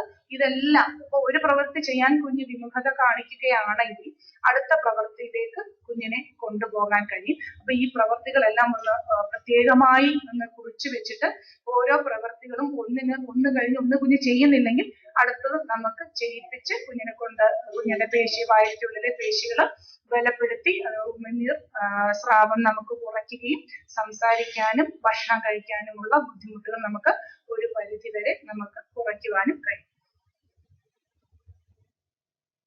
അടുത്തതായി മിക്ക കുട്ടികൾക്കും ഈ അറ്റാക്സിക് സെറിബ്രൽ പാൽസിയിൽ കൂടുതലായിട്ട് സൂക്ഷ്മ പ്രവർത്തികൾ ചെയ്യാൻ ബുദ്ധിമുട്ട് ഉണ്ടാകാം. പക്ഷെ എന്നാലും ഏത് തരം സെറിബ്രൽ പാൽസിയിലാണെങ്കിലും കുഞ്ഞിന് സൂക്ഷ്മ പ്രവർത്തികൾ ചെയ്യാനുള്ള ബുദ്ധിമുട്ട് ഉണ്ടാകുന്നതാണ്. എല്ലാ കുട്ടികളും ഒരു വസ്തു എടുക്കാൻ പറയുമ്പോൾ സാധാരണ ഒരു 9 മാസം 10 മാസം ഒക്കെ ആവുമ്പോൾ അവരുടെ ചൂണ്ടുവിരലും തള്ളവിരലും മാത്രം ഉപയോഗിച്ചത് ഇങ്ങനെ എടുക്കാൻ കുഞ്ഞ് അറിയേണ്ടതാണ്. പക്ഷെ എന്നാൽ ഇവിടെ കുഞ്ഞുങ്ങൾക്ക് ഈ ഒരു പ്രവൃത്തി ചെയ്യാൻ കുറച്ച് താമസം നേരിടും. അവരെന്തെങ്കിലും ഒരു വസ്തു എടുക്കാൻ പറയുമ്പം മുഴുവൻ കൈയും കൊണ്ടാണ്, ചെറിയ വസ്തു ആണെങ്കിൽ പോലും അവർ മുഴുവൻ കൈയും ഉപയോഗിച്ച് അത് എടുക്കാൻ ശ്രമിക്കും. അത് നമ്മൾ മാറ്റി അത് സൂക്ഷ്മ പ്രവൃത്തിയിലേക്ക് മാറ്റേണ്ടതുണ്ട്. ഇതിൽ ആദ്യം നമ്മൾ ശ്രദ്ധിക്കേണ്ട കാര്യം, അപ്പൊ എല്ലാവരും ചെയ്യുന്ന ഒരു കാര്യം ഈ സൂക്ഷ്മ പ്രവർത്തികൾ ചെയ്യാനുള്ള കുറെ ആക്ടിവിറ്റീസ് കുഞ്ഞിന് കൊടുത്തിട്ട് അതെല്ലാം ചെയ്യാൻ പറയും. അതെല്ലാം ചെയ്യുന്നതിന് മുമ്പ് നമ്മൾ മനസ്സിലാക്കേണ്ട ഒരു കാര്യം, നമ്മുടെ കൈക്കുള്ളിലെ പേശികൾ, അത് കഴുത്തിലെയും തോളിലെയും മുട്ടുകളിലെയും ഒക്കെ പേശികളുടെ ഒരു കണ്ടിന്യൂവേഷൻ, അതായത് അതുമായി ബന്ധപ്പെട്ട് കിടക്കുന്നതാണ്. അപ്പം ആദ്യം നമ്മൾ ചെയ്യേണ്ടത് കഴുത്തിലെയും തോളിലെയും പേശികൾ ബലപ്പെടുത്തിയെങ്കിൽ മാത്രമേ താഴോട്ട് മുട്ടിലെയും നമ്മുടെ കൈയിലെയും പേശികൾക്ക് ശരിയായ രീതിയിൽ ശക്തി പ്രാപിച്ച് സൂക്ഷ്മ പ്രവർത്തികൾ ചെയ്യാനായിട്ട് കുഞ്ഞുങ്ങൾക്ക് കഴിവുണ്ടാകുകയുള്ളൂ. ആദ്യം നമ്മൾ ചെയ്യേണ്ടത് ഓവർഹെഡ് ആക്ടിവിറ്റീസ് എന്ന് പറയുന്നത് തലയ്ക്ക് മുകളിൽ കൈപൊക്കിയുള്ള പ്രവൃത്തികൾ. അതിന് നമ്മൾ കൂടുതലായിട്ട് കുഞ്ഞിനെ പ്രേരിപ്പിക്കണം. നമുക്ക് ചെയ്യാൻ കഴിയുന്ന ഒരു കാര്യം ബാസ്കറ്റ് ബോൾ എവിടെയെങ്കിലും പാർക്കിൽ പോവുകയാണെങ്കിൽ ബാസ്കറ്റ് ബോൾ കളിക്കാനായിട്ട് കുഞ്ഞിനെ ബാസ്കറ്റ് ബോൾ വലിയ രീതിയിലൊന്നും വേണ്ട, ആ പന്ത് പൊക്കി കൈ പൊക്കി തലയ്ക്ക് മുകളിൽ കൈ പൊക്കി പന്ത് നെറ്റിനകത്തേക്ക് ഇടാൻ കുഞ്ഞിനെ നമുക്ക് പ്രേരിപ്പിക്കാവുന്നതാണ്. ഈ ബാസ്കറ്റ് ബോളിന്റെ ചെറിയ മാതൃക ഇപ്പം കടകളിലെല്ലാം ലഭ്യമാണ്. ഇവിടെ ഞങ്ങൾ ഫിസിയോതെറപ്പി വിഭാഗത്തിൽ പ്രത്യേകമായി പറഞ്ഞത് വാങ്ങിക്കാൻ കഴിവുള്ള മാതാപിതാക്കളാണെങ്കിൽ അവരോട് വാങ്ങിക്കാൻ പറയാറുണ്ട്. വലിയ വില കൊടുക്കേണ്ടി വരില്ല എന്ന് തന്നെയാണ് തോന്നുന്നത്. അഥവാ ഇത് വാങ്ങിക്കാൻ പറ്റത്തില്ലെങ്കിൽ തന്നെ വിഷമിക്കേണ്ട കാര്യമില്ല. ഒരു ചരടോ എന്തെങ്കിലും, അല്ലെങ്കിൽ ചില വീടുകളിൽ ചെറിയ കതകുകൾ കാണും. ഈ കതകിന് മുകളിലൂടെയോ കതകിന് അപ്പുറവും ഇപ്പുറവും അമ്മ അപ്പുറത്ത് നിന്ന് കുഞ്ഞിനെടുത്ത് അതിലൂടെ മുകളിലൂടെ കൈ പൊക്കിയുള്ള മുകളിലൂടെ, അല്ലെങ്കിൽ തുണി വിരിക്കാനുള്ള ആശയിൽ കൂടെ അതിയുടെ മുകളിലൂടെ പന്ത് എടുത്തിട്ട് അപ്പുറത്തേക്കിട്ട് അമ്മയും മക്കളും തമ്മിൽ കളിക്കാവുന്നതാണ്. പിന്നെ കുഞ്ഞിന് എത്താൻ കൈ പൊക്കിയാലേ എത്തൂ എന്നുള്ള രീതിയിൽ ഒരു പന്ത് തൂക്കിയിട്ടിട്ട് ഈ കൈ വെച്ച് അമ്മയും കുഞ്ഞും തമ്മിൽ അത് അടിച്ച് കളിക്കാം.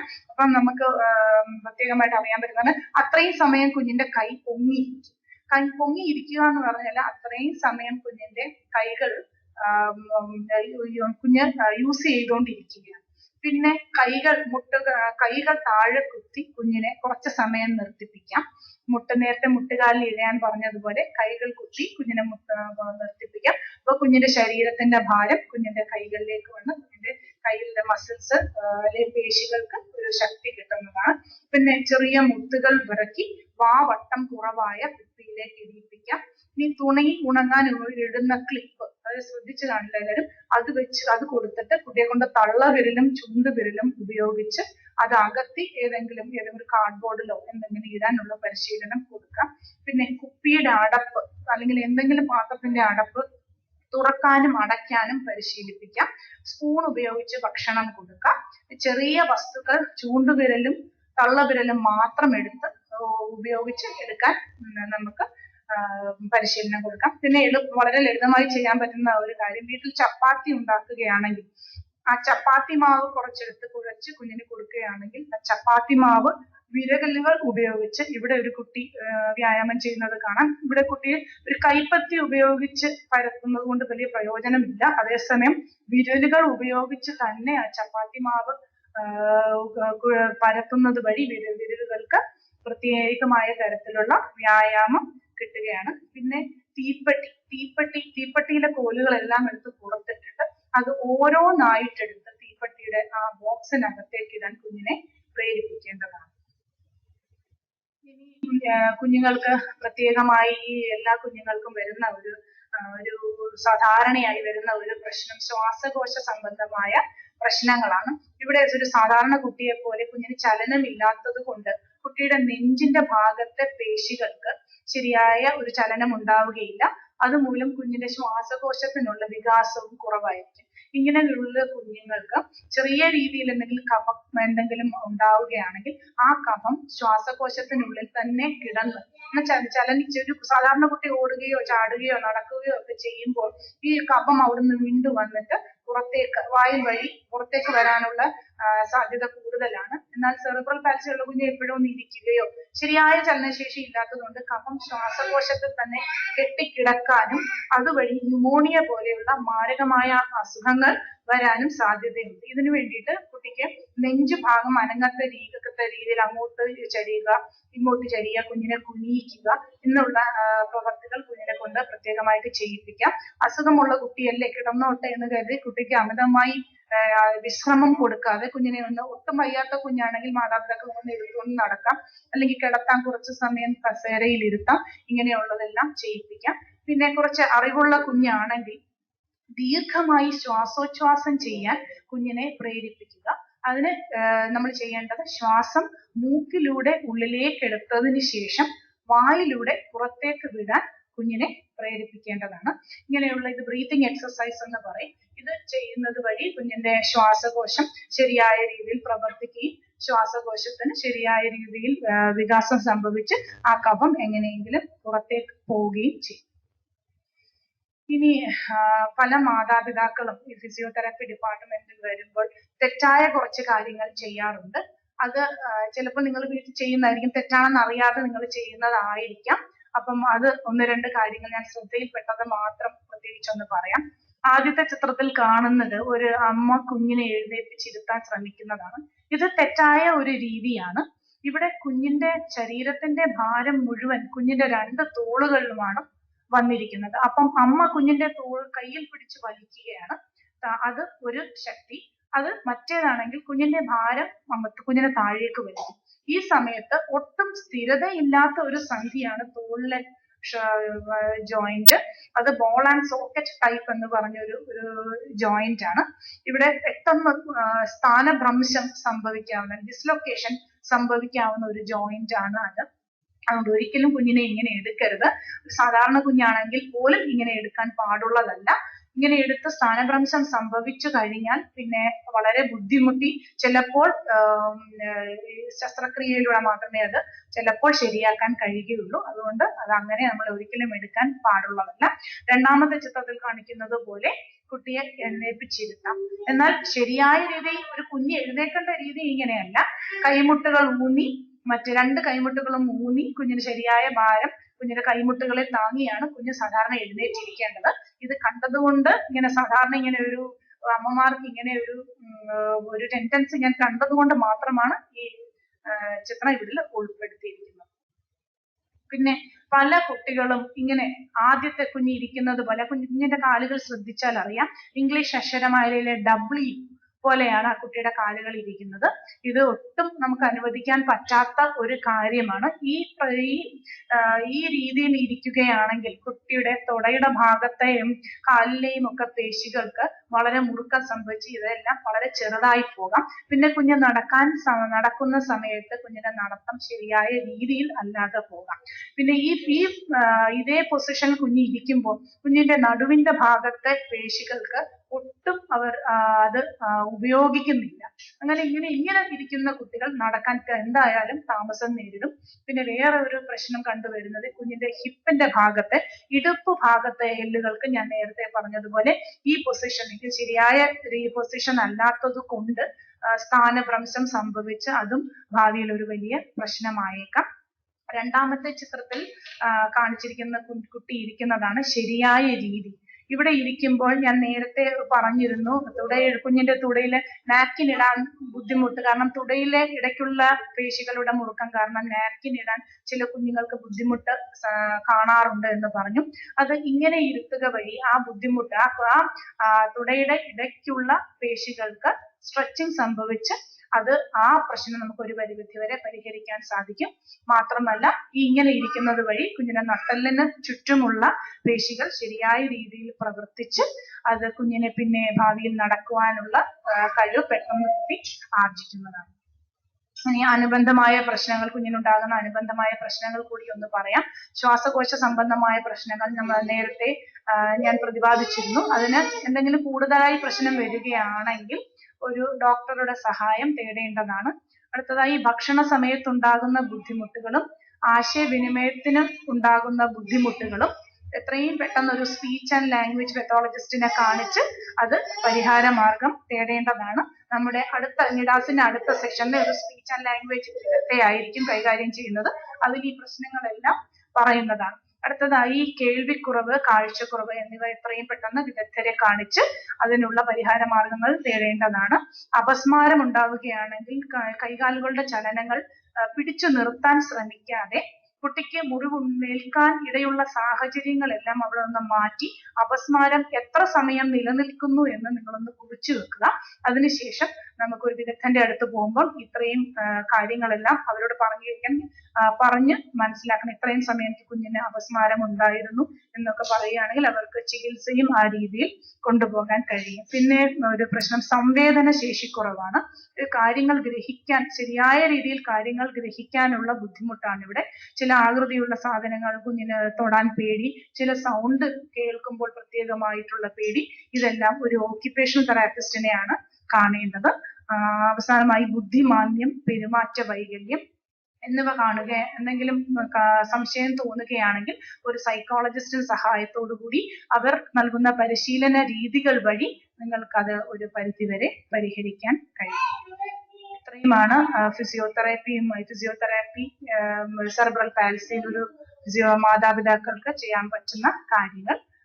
ഇനി ഇത്രയും കാര്യങ്ങൾ നിങ്ങൾ കണ്ട് മനസ്സിലാക്കി കുറച്ച് കഴിഞ്ഞ് അടുത്ത സെഷൻ നിങ്ങൾക്ക് എന്തെങ്കിലും സംശയങ്ങൾ ഉണ്ടെങ്കിൽ പരിഹരിക്കാവുന്നതാണ്.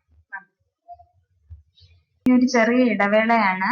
15 മിനിറ്റ് ഇടവേളയ്ക്ക് ശേഷം കൃത്യം 11:45 നമ്മൾ പരിപാടി ആരംഭിക്കുന്നതാണ്. അപ്പോൾ നിങ്ങൾക്കുള്ള ചോദ്യങ്ങളും സംശയങ്ങളും ആലോചിച്ച് വെക്കുക. ചോദ്യങ്ങൾ ചോദിക്കാം. എല്ലാ ജില്ലകൾക്കും പരമാവധി 5 മിനിറ്റ് സമയമാണ് അനുവദിച്ചിട്ടുള്ളത്. ആ സമയപരിധിയിൽ നിന്നുകൊണ്ട് തന്നെ ചോദിക്കാൻ ശ്രമിക്കുക. ഇടവേളയ്ക്ക് ശേഷം കാണാം.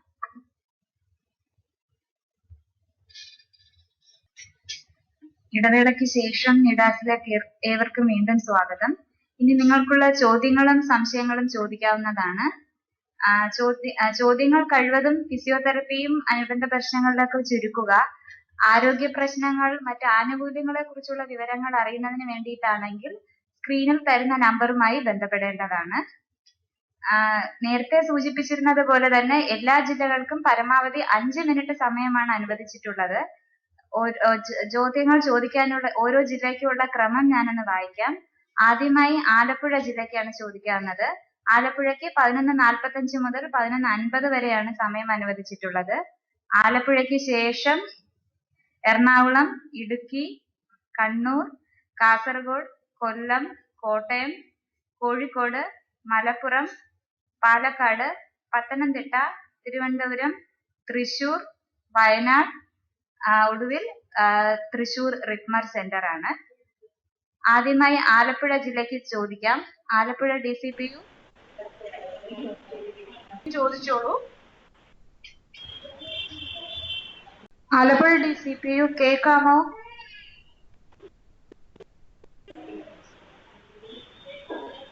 കേൾക്കുന്നുണ്ടോ? ഇടുക്കി DCPU. ഇടുക്കി DCPUവിന് ചോദ്യം ചോദിക്കാം. ഇടുക്കി DCPU ചോദ്യമില്ലെങ്കിൽ അടുത്ത ജില്ലയിലോട്ട് നീങ്ങുകയാണ്. കണ്ണൂർ DCPU, കാസർഗോഡ്. ചോദിച്ചോളൂ. ചോദ്യം ഒന്ന് ആവർത്തിക്കാമോ?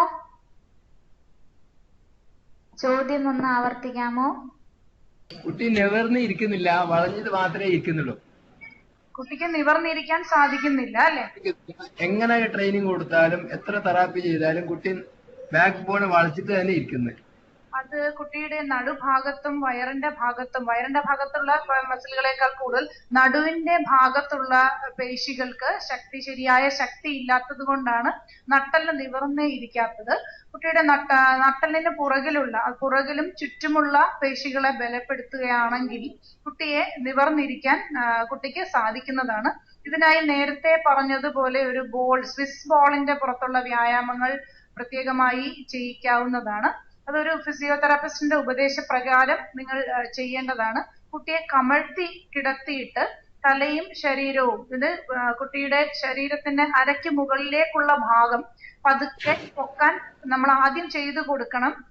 പതുക്കെ ഈ പേശികളുടെ ശക്തി പ്രാപിക്കുന്നതിനനുസരിച്ച് കുഞ്ഞിന് തനിയെ നിവർന്നു വരാനുള്ള കഴിവ് ആർജിക്കുന്നതാണ്.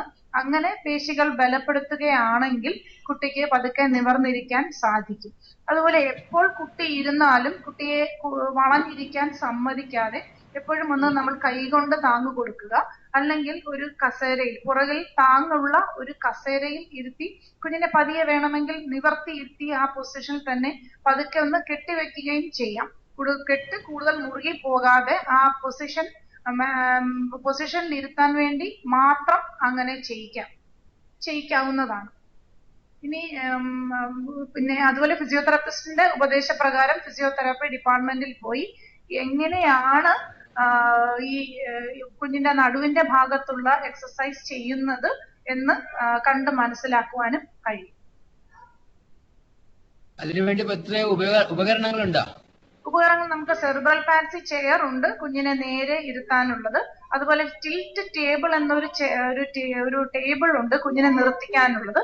ഈ രണ്ട് സമയത്താണെങ്കിലും കുഞ്ഞിനെ അതിനോട് ഇരുന്ന് കെട്ടി വെക്കുവാൻ നമുക്ക് കെട്ടി വെച്ച് കുഞ്ഞിനെ ബെൽറ്റ് സെറിബ്രൽ പാൽസി ചെയറിലാണെങ്കിൽ ബെൽറ്റ് ഉണ്ട്.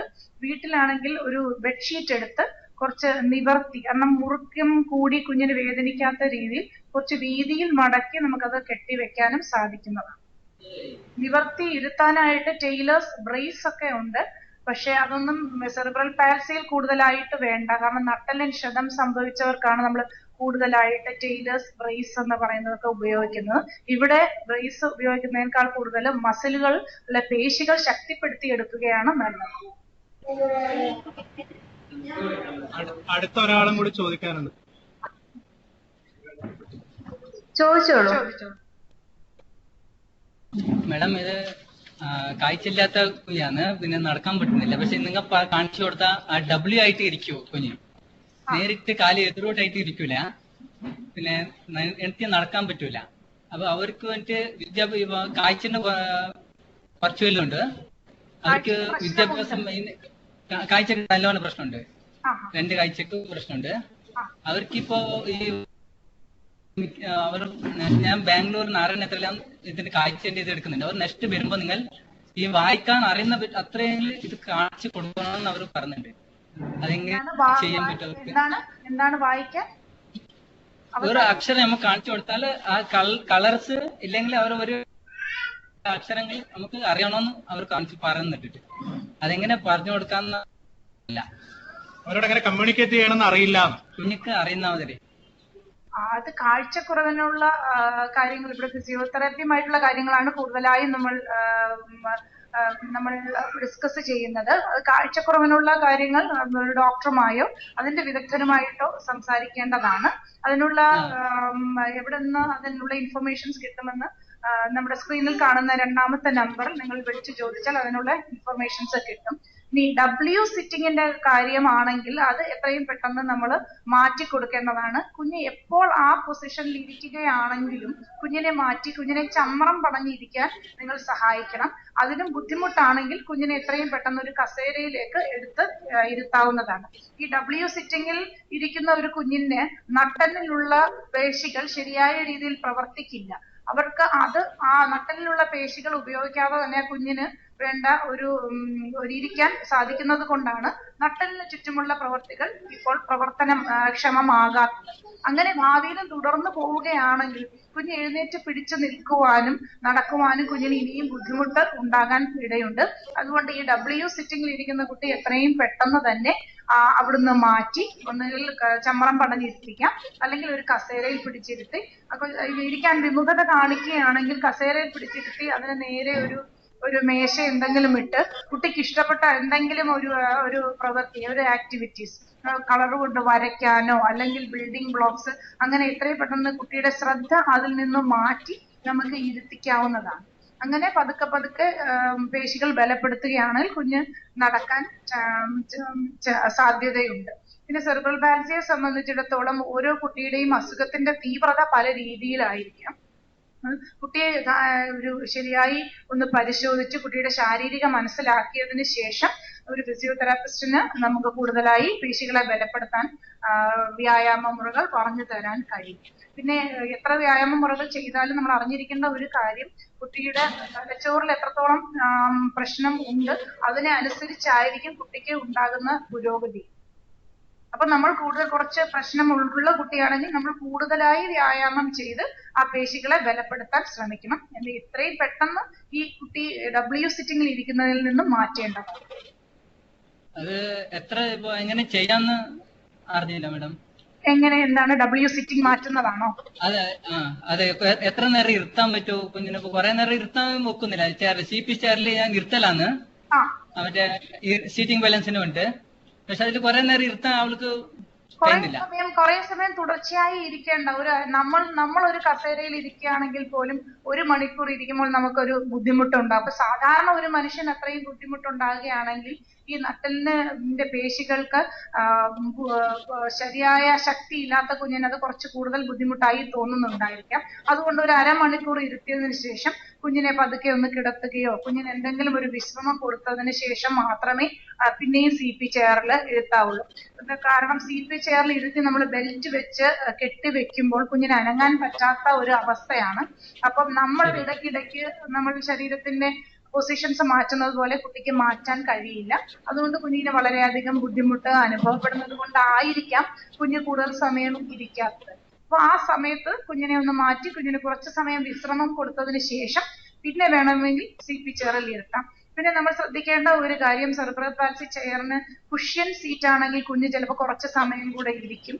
അതേസമയം നല്ല തടി കൊണ്ടുള്ള ഹാർഡായിട്ടുള്ള സീറ്റ് ആണെങ്കിൽ ചിലപ്പം കുട്ടിയുടെ കാലിന്റെ മുട്ടിന്റെ പുറകിലോ എന്തെങ്കിലും അവിടെ ഉരയുന്നുണ്ടോ, അതോ കൈകൾ തടിയിൽ തട്ടി കുഞ്ഞിന് വേദനിക്കുന്നുണ്ടോ എന്ന് പ്രത്യേകമായി ശ്രദ്ധിക്കേണ്ടതാണ്. ഇത്തരം കാര്യങ്ങൾ ഉണ്ടെങ്കിൽ അതെല്ലാം ഒന്ന് ഒഴിവാക്കി കുഞ്ഞിന് അതിനിടയ്ക്ക് ബെഡ്ഷീറ്റ് കൊടുത്തു വെച്ചാലും മതി. ഒന്ന് മൃദുവായ പ്രതലത്തിലാണെങ്കിൽ കുഞ്ഞ് കുറച്ചുകൂടി ഇരിക്കും അങ്ങനെയാണ് നമുക്ക് ചെയ്യേണ്ടത്. ഒരാളും കൂടി ഉണ്ട് മാഡം. പറഞ്ഞോളൂ. മാഡം, എന്റെ 3 വയസ്സ് പ്രായമുണ്ട്. ഈ 6 മാസം മുതൽ ഞാൻ ഫിസിയോതെറാപ്പി കണ്ടിന്യൂസ് ആയിട്ട് ചെയ്യുന്നുണ്ട് കുഞ്ഞിനെ. പക്ഷെ അവളുടെ കൈ എന്ന് പറഞ്ഞാല് നമ്മള് ഡയറക്ഷൻ ഓപ്പോസിറ്റ് ആണ്. നമ്മൾ വാങ്ങുന്നത് പോലെയല്ല തിരിച്ച് പിടിച്ചു വെക്കുന്നത്. കൈയുടെ മസിൽസ് സാധാരണ ഉറങ്ങുമ്പോഴും കുഞ്ഞ് തനിയെ കളിക്കുന്ന സമയത്തും അത് ഓക്കെ അവള് കൺട്രോളിൽ കൊണ്ടുപോകുന്നുണ്ട്. അല്ലാത്ത സമയത്ത് നമ്മൾ എന്തെങ്കിലും സാധനങ്ങൾ കൊടുക്കുന്നുണ്ടെങ്കിൽ അവള് വാങ്ങുന്നത് കൈ എത്രത്തോളം അവൾക്ക് തിരിക്കാൻ പറ്റുന്ന തിരിച്ചിട്ടാണ് വാങ്ങുന്നത്. അതിന് ഞാൻ എന്താ ചെയ്യേണ്ടത്? അത് കുഞ്ഞിന്റെ കൈയുടെ പൊസിഷൻ ശരിക്കൊന്ന് കണ്ട് മനസ്സിലാക്കിയിട്ട് അതിന് ശേഷം പറയുന്നതായിരിക്കും ഉചിതമായ ചികിത്സ. എന്നാലും പറയാൻ പറ്റുന്നത് സെറിബ്രൽ പാൽസിയെ സംബന്ധിച്ചിടത്തോളം പേശികളുടെ നിയന്ത്രണത്തെയാണ് അത് ബാധിക്കുന്നത്. അപ്പോൾ നമ്മൾ ചെയ്യുന്ന ഒരു പ്രവൃത്തി ആ സെറിബ്രൽ പാൽസി ഉള്ള ഒരു കുഞ്ഞ് ചെയ്യുന്നത് ആ ശരിയായ രീതിയിലായിരിക്കില്ല. അതുകൊണ്ട് കുട്ടിയെ ശരിയായ രീതി 1-2 പ്രാവശ്യം 3 വയസ്സുള്ള കുട്ടിയാവുമ്പോൾ അത് മനസ്സിലാക്കാൻ കുറച്ച് ബുദ്ധിമുട്ട് കാണുമായിരിക്കും. എന്നാലും കുട്ടിക്ക് ശരിയായ രീതി അമ്മ ചെയ്യുന്നത് ഇങ്ങനെയാണ്, മോൾ ഇങ്ങനെ തന്നെ വെക്കണം എന്ന് പറഞ്ഞ് ആ കുട്ടിയെ 1-2 തവണ ആ പ്രക്രിയ ഒന്ന് ചെയ്യിപ്പിക്കാൻ ശ്രമിക്കേണ്ടതാണ്. പിന്നെ നിരന്തരമായിട്ട് ട്രെയിനിങ് കൊടുത്തോണ്ടുണ്ട്. വീട്ടിലിരിക്കുമ്പോഴും പെന്ന് കൊടുത്തിട്ട് അവൾ കറക്റ്റ് ആയിട്ട് എടുക്കുന്നുണ്ട്. അവളൊരു സാധനം അവള് തനിയെ എടുക്കുമ്പോൾ കറക്റ്റ് ആണ്. നമ്മൾ കൊടുക്കുന്ന സമയത്ത് എത്രത്തോളം കൈ അവൾക്ക് തിരിക്കാൻ പറ്റുന്ന ആ രീതിയിലേ എടുക്കുന്നുള്ളൂ. എത്ര ട്രെയിനിങ് കൊടുത്താലും നമ്മൾ ഒരാള് ക്യാരിങ് ചെയ്യുമ്പോ അങ്ങനെ ചെയ്യുന്നത്. തനിയെ കുട്ടിക്ക് സാധാരണ രീതിയിൽ എടുക്കാൻ പറ്റുന്നുണ്ടെങ്കിൽ ആ കുട്ടിക്ക് സാധാരണ രീതിയിൽ എടുക്കുവാനുള്ള പേശികളെല്ലാം ശക്തിപ്പെട്ടിരിക്കുന്നു എന്ന് തന്നെയാണ് മനസ്സിലാക്കേണ്ടത്. അമ്മ ആ രീതിയിൽ തന്നെ എടുക്കണം എന്ന് കുഞ്ഞിനെ ഒന്ന് പ്രേരിപ്പിക്കുക. അതുപോലെ 1-2 പ്രാവശ്യം കുഞ്ഞിന് ഒരു ചെറിയൊരു റീഇൻഫോഴ്സ്മെന്റ് എന്ന് പറയാം.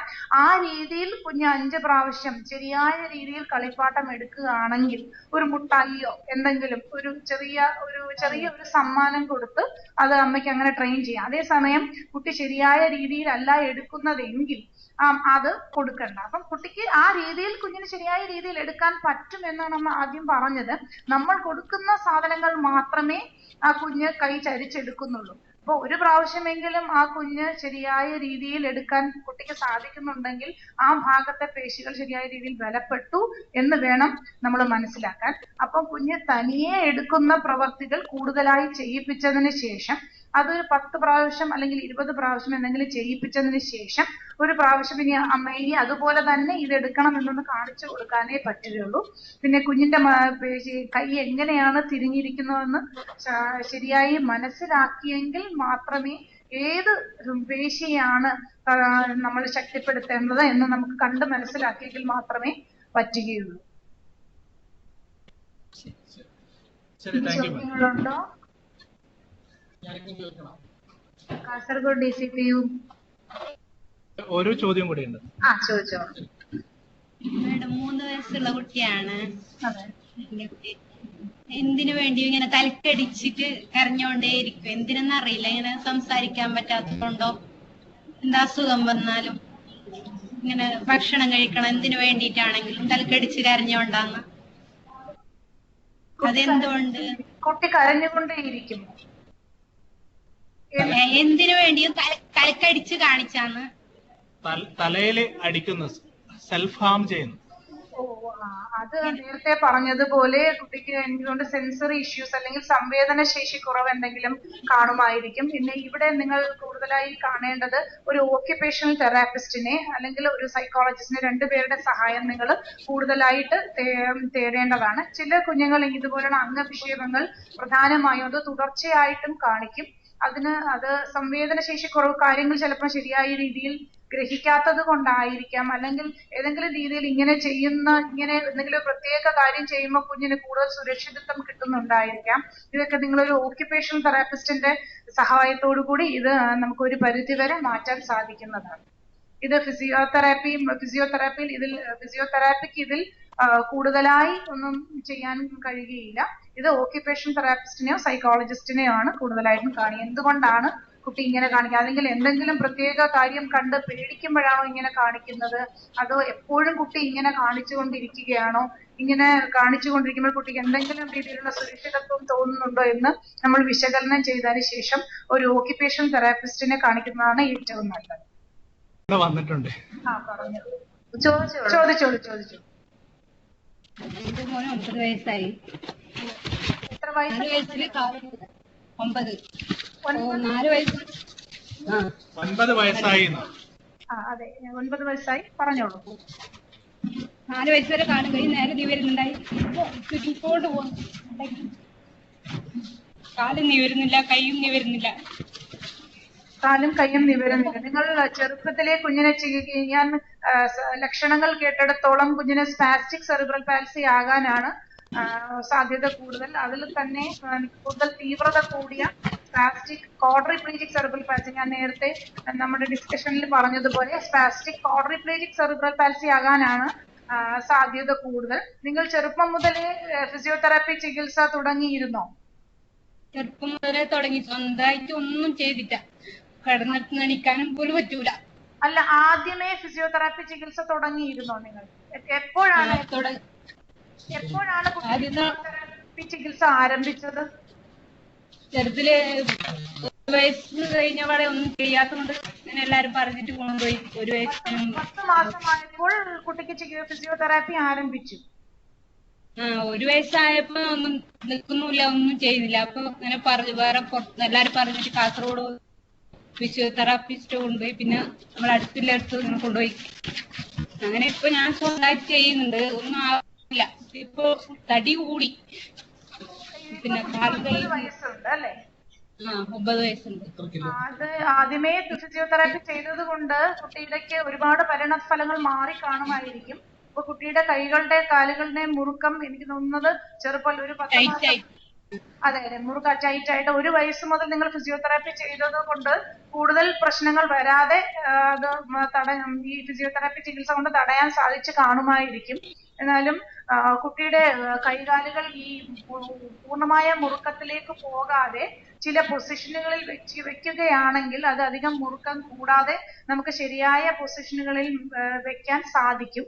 അതങ്ങനെയാണെങ്കിലും കുഞ്ഞിന്റെ ശാരീരിക നില മനസ്സിലാക്കി ഏതൊക്കെ മസിലുകൾക്കാണ് മുറുക്കം കൂടുതൽ എന്ന് നോക്കി കുഞ്ഞിനെ ഒരു ഫിസിയോതെറാപ്പിസ്റ്റിന്റെ ഉപദേശപ്രകാരം ഫിസിയോതെറാപ്പിസ്റ്റ് കണ്ട ശേഷം ചെയ്യുന്നതായിരിക്കും നല്ലത്.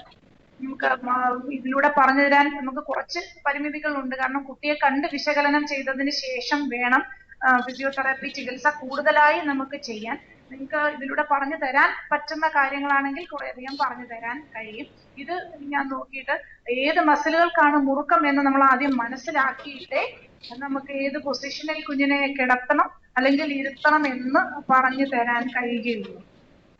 ഒരു സൈഡ് മാത്രമേ കിടക്കും, മരുന്ന് കിടക്കാനാവില്ല. മലർന്ന് കിടക്കാൻ ചെരിഞ്ഞു കിടക്കേ ചെയ്യും. ഏത് മരുന്ന് കിടക്കില്ല.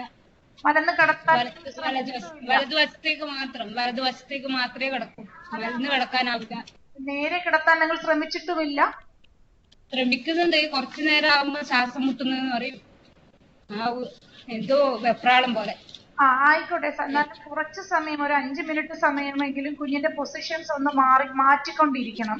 അല്ലെങ്കിൽ കുഞ്ഞിനെ കുറച്ച് സമയം നേരെ കിടത്തുക, കുഞ്ഞിനെ ഇടതുവശത്തേക്ക് ചരിച്ചു കിടത്തുക, കുഞ്ഞിനെ കമഴ്ത്തി കിടത്താം. ഇതൊക്കെ പ്രത്യേക പൊസിഷനിൽ കിടത്താവുന്നതാണ്. നമ്മൾ ഈ പൊസിഷനിലൊന്നും കിടത്തിയില്ല, ഒരു പൊസിഷനിൽ തന്നെ കൂടുതൽ സമയം കുഞ്ഞ് ഇരിക്കുകയാണെങ്കിൽ, കുഞ്ഞ് കിടക്കുകയാണെങ്കിൽ ആ ഭാഗത്തെ മസിലുകൾക്ക് പ്രത്യേകമായി മുറുക്കം സംഭവിക്കാൻ ഇടയുണ്ട്. മാത്രമല്ല, ഞാൻ നേരത്തെ പറഞ്ഞതുപോലെ കുഞ്ഞിന്റെ ശ്വാസകോശത്തിൽ കഫം കെട്ടിക്കിടന്ന് മാരകമായ അസുഖങ്ങളും വരാൻ സാധ്യതയുണ്ട്. അതുകൊണ്ട് കുട്ടിയുടെ പൊസിഷൻസ് ആദ്യമായി ചെയ്യേണ്ട ഒരു കാര്യം അത് തന്നെയാണ്. കുട്ടിയുടെ പൊസിഷൻസ്, കുട്ടിയുടെ ശാരീരിക നില ഇടയ്ക്കിടയ്ക്ക് മാറ്റിക്കൊണ്ടിരിക്കണം. കുറച്ച് സമയം ഇടതുവശത്തേക്ക് കിടന്ന് ആ കുഞ്ഞിനെ കുറച്ച് സമയം വലതുവശത്തേക്ക് കിടത്താം, കുറച്ച് സമയം പിടിച്ചിരുത്താം. പിന്നെ നേരത്തെ പറഞ്ഞതുപോലെ എവിടെയെങ്കിലും കെട്ടിവെച്ച് നിർത്തിക്കാം. ഒരേ പൊസിഷനിൽ ഇരിക്കുകയാണെങ്കിൽ, ഏത് പൊസിഷനിലാണോ ഇരിക്കുന്നത് ആ ഭാഗം, അങ്ങനെയുള്ള ചില പ്രത്യേക പേശികൾക്ക് മാത്രം മുറുക്കാൻ സംഭവിക്കാൻ ഇടയുണ്ട്. ആ പൊസിഷനിൽ തന്നെ കുഞ്ഞിരുന്ന് പോകാനും സാധ്യതയുണ്ട്. ഈ വലതുവശത്തേക്ക് മാത്രം കൂടുതൽ സമയം ചരിഞ്ഞു കിടക്കുന്ന കുട്ടിയാണെങ്കിൽ നമുക്ക് വലതുവശത്തെ കയ്യോ കാലോ ഒന്നും കൂടുതലായി ഉപയോഗിക്കുന്ന കാണില്ല. അതുകൊണ്ട് ആ വശത്ത് തന്നെ കൂടുതൽ മുറുക്കം കൂടുതലായി അനുഭവപ്പെടുകയും ചെയ്യും. ആദ്യമായി അമ്മ ചെയ്യേണ്ട ഒരു കാര്യം, കുട്ടിയുടെ പൊസിഷൻസ് ഇടയ്ക്കിടയ്ക്ക് മാറ്റി കൊടുക്കണം. കുട്ടിയെ കുറച്ച് സമയം ഇരുത്തിപ്പിക്കണം. അത് അമ്മ കൂടെ ഇരുന്ന് പിടിച്ച് കസേരയിലെങ്ങാനും ഇരുത്തിക്കാം. തല ഉറയ്ക്കാത്ത കുട്ടിയാണെങ്കിൽ കസേര ഭിത്തിയോട് ചേർത്തിട്ട് തല ഭിത്തിയിൽ ചാരി വെച്ച് സപ്പോർട്ട് ചെയ്ത് കുറച്ച് സമയം ഇരുത്തിക്കാവുന്നതാണ്. ഒരു കാര്യം ശ്രദ്ധിക്കണം, പ്രത്യേകമായി മൃദുവായ പതലത്തിൽ വേണം കുഞ്ഞിനെ ഇരുത്തിക്കുവാൻ.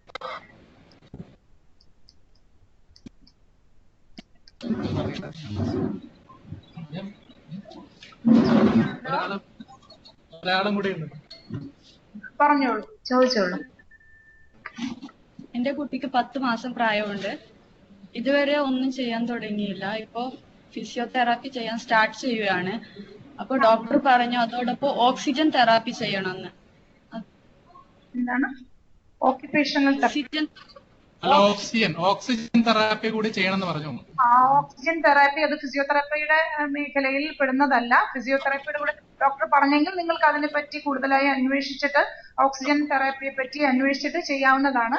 എന്നാലും കുട്ടിക്ക് പ്രധാനമായും വേണ്ടത് ഈ ഫിസിയോതെറാപ്പി തന്നെയാണ്. ഓക്സിജൻ തെറാപ്പിയിലേക്ക് മാത്രം പോയത് കൊണ്ട് കുഞ്ഞിന് ഒരു പുരോഗതി ഉണ്ടാകുമെന്ന് തോന്നുന്നില്ല. അതിനോടൊപ്പം തന്നെ ഫിസിയോതെറാപ്പി. കുഞ്ഞ് ഇപ്പം കമിഴ്ന്ന് വീണിട്ടുണ്ടോ?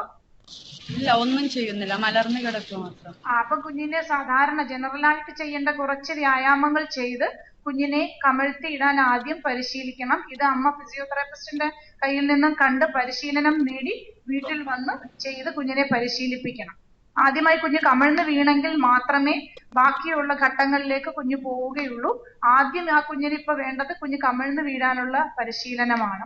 എന്താണെങ്കിലും ഫിസിയോതെറാപ്പി കുട്ടിക്ക് അത്യാവശ്യമാണ്. മാഡം, ഈ ഓക്സിജൻ തെറാപ്പി എന്ന് പറയുന്ന തെറാപ്പി ശാസ്ത്രീയമാണോ എന്ന് ആളുകൾ ചോദിക്കുന്നുണ്ട്, ശരിയാണോ? ഓക്സിജൻ തെറാപ്പി ഇപ്പൊ ശാസ്ത്രീയമായി ചെയ്യുന്നുണ്ട്. അത് ചില പ്രത്യേക സെന്ററുകളിൽ, ശ്രീചിത്ര ഇൻസ്റ്റിറ്റ്യൂട്ടിൽ ഉണ്ടെന്നാണ് എന്റെ വിശ്വാസം. അപ്പം ചില ശാസ്ത്രീയമായിട്ട് ചില പഠനങ്ങൾ അതിന്റെ പുരോഗതിയെ പറ്റി പറയുന്നുണ്ട്. എന്നാലും കൂടുതലായി അത് അറിയണമെങ്കിൽ ഒരു ഡോക്ടറോട് ചോദിക്കുന്നത് തന്നെയാണ് നല്ലത്. അത് ചെയ്യുന്ന സെന്ററിൽ എവിടൊക്കെയാണെന്നും കണ്ടൊക്കെ മനസ്സിലാക്കിയതിന് ശേഷം ഒരു ഡോക്ടറോട് സംസാരിച്ച് അതിന്റെ പുരോഗതിയെ പറ്റി നമുക്ക് മനസ്സിലാക്കാം.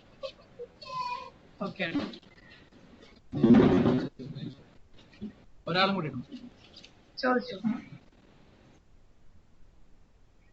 ഹലോ മേഡം, എന്റെ മോന് 23 വയസ്സായി. എന്റെ മോന്റെ 2 മുട്ടും നിവരുന്നില്ല. ഒരു കാലിന്റെ പാദം വളഞ്ഞിട്ടുണ്ട്. പിന്നെ അരക്ക് മുകളില് പാദം വളഞ്ഞിട്ടുണ്ട്. കുട്ടിക്ക് എത്ര? 23 വയസ്സായി. ഓന് 23 വയസ്സായി. ഓന് 10 മാസം ഉണ്ടാകുമ്പോഴേ ചികിത്സ ചെയ്യുന്നുണ്ട്. 23 വയസ്സുള്ള കുട്ടിയായതുകൊണ്ട് നിങ്ങൾ കുറച്ച് താമസിച്ചു പോയി എന്ന് പറയാം. അപ്പോഴേ ചെയ്യുന്നുണ്ട് ചികിത്സ, അപ്പോഴേ ചെയ്യുന്നുണ്ട്. തെറാപ്പി ചെയ്ത് ശരി. അതല്ല ഞാൻ പറയുന്നത്, ഈ കാലഘട്ടത്തിൽ ഈ പ്രായത്തിൽ ചെയ്യാൻ പറ്റുന്ന ഫിസിയോതെറാപ്പിക്ക് കുറച്ച് പരിധിയുണ്ട്. അപ്പൊ സ്കെലിറ്റൽ മെച്യൂരിറ്റി മീൻസ് ഒരു കുട്ടിയുടെ ശരീരത്തിലെ എല്ലുകളും മസിലുകളും എല്ലാം പൂർണ്ണ വളർച്ച എത്തിയ ഒരു പ്രായമാണ് എന്നാണ് 23 വയസ്സെന്ന് പറയുമ്പോൾ. അപ്പം നേരത്തെ ചെയ്യുന്ന അത്രയും ഒരു പുരോഗതി ഈ പ്രായത്തിൽ കിട്ടാൻ ബുദ്ധിമുട്ടാണ്.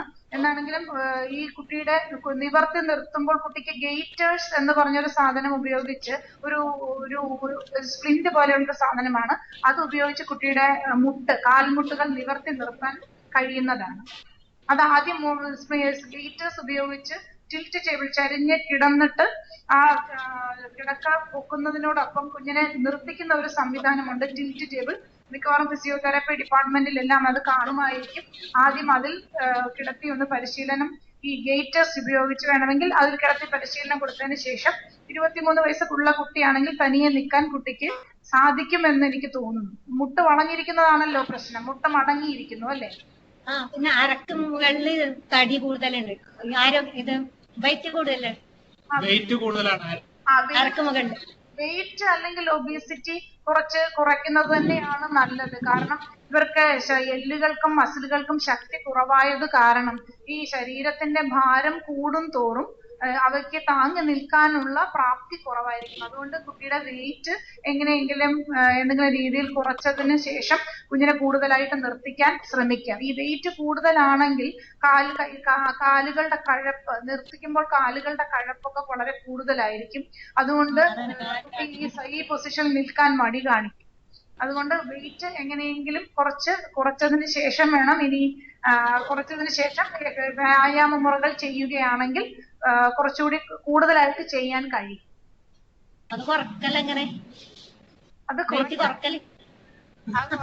വ്യായാമ മുറകളിൽ കൂടി വെയിറ്റ് നമുക്ക് കുറയ്ക്കാൻ കഴിയും. പക്ഷെ എന്നാൽ ഇവർക്ക് ചെയ്യാൻ പറ്റുന്ന വ്യായാമങ്ങൾക്ക് ഒരു പരിധിയുണ്ട്. കുട്ടി നടക്കുന്ന കുട്ടിയാണോ? അല്ല, കിടന്നിട്ട് തന്നെ ഇരുത്തിയാലിരിക്കും, വീൽ ചെയറിൽ പോകുന്നത്. അപ്പം നല്ല ആഹാരത്തിൽ നമ്മൾ ഫൈബർ കണ്ടന്റ് അടങ്ങിയ, നാരുകൾ അടങ്ങിയ ഭക്ഷണം കൂടുതലായി കൊടുക്കുക. അതുപോലെ ഈ ഫാറ്റ് കൂടുതലുള്ള ഭക്ഷണങ്ങൾ, വറുത്ത ഭക്ഷണങ്ങളൊക്കെ കുറയ്ക്കുക. അതുപോലെ വെജിറ്റബിൾ ജ്യൂസ്, അതുപോലെ ഫ്രൂട്ട് ജ്യൂസ്, ഇങ്ങനെ സാധനങ്ങൾ വെയിറ്റ് കുറയ്ക്കാനുള്ള കുറച്ച് പ്രത്യേക സാധനങ്ങളൊക്കെ ഉണ്ട്. അതെല്ലാം ഈ ചോറ് എന്നിവ കുറച്ചിട്ട് ഇതെല്ലാം കൂടുതലായി കൊടുത്ത് കുഞ്ഞിന് വെയിറ്റ് കുറയ്ക്കാൻ പറ്റും. കുട്ടിക്ക് ചലനശേഷി ഒരുപാട് ഇല്ലാത്തത് കൊണ്ടാണ് ഈ വെയിറ്റ് ക്രമാതീതമായിട്ട് കൂടുന്നത്. അപ്പം കൂടുതലും ഭക്ഷണത്തിലും ഒരു ചെറിയ നിയന്ത്രണം ഏർപ്പെടുത്തിയിട്ട് അത് വെയിറ്റ് കുറയ്ക്കണം.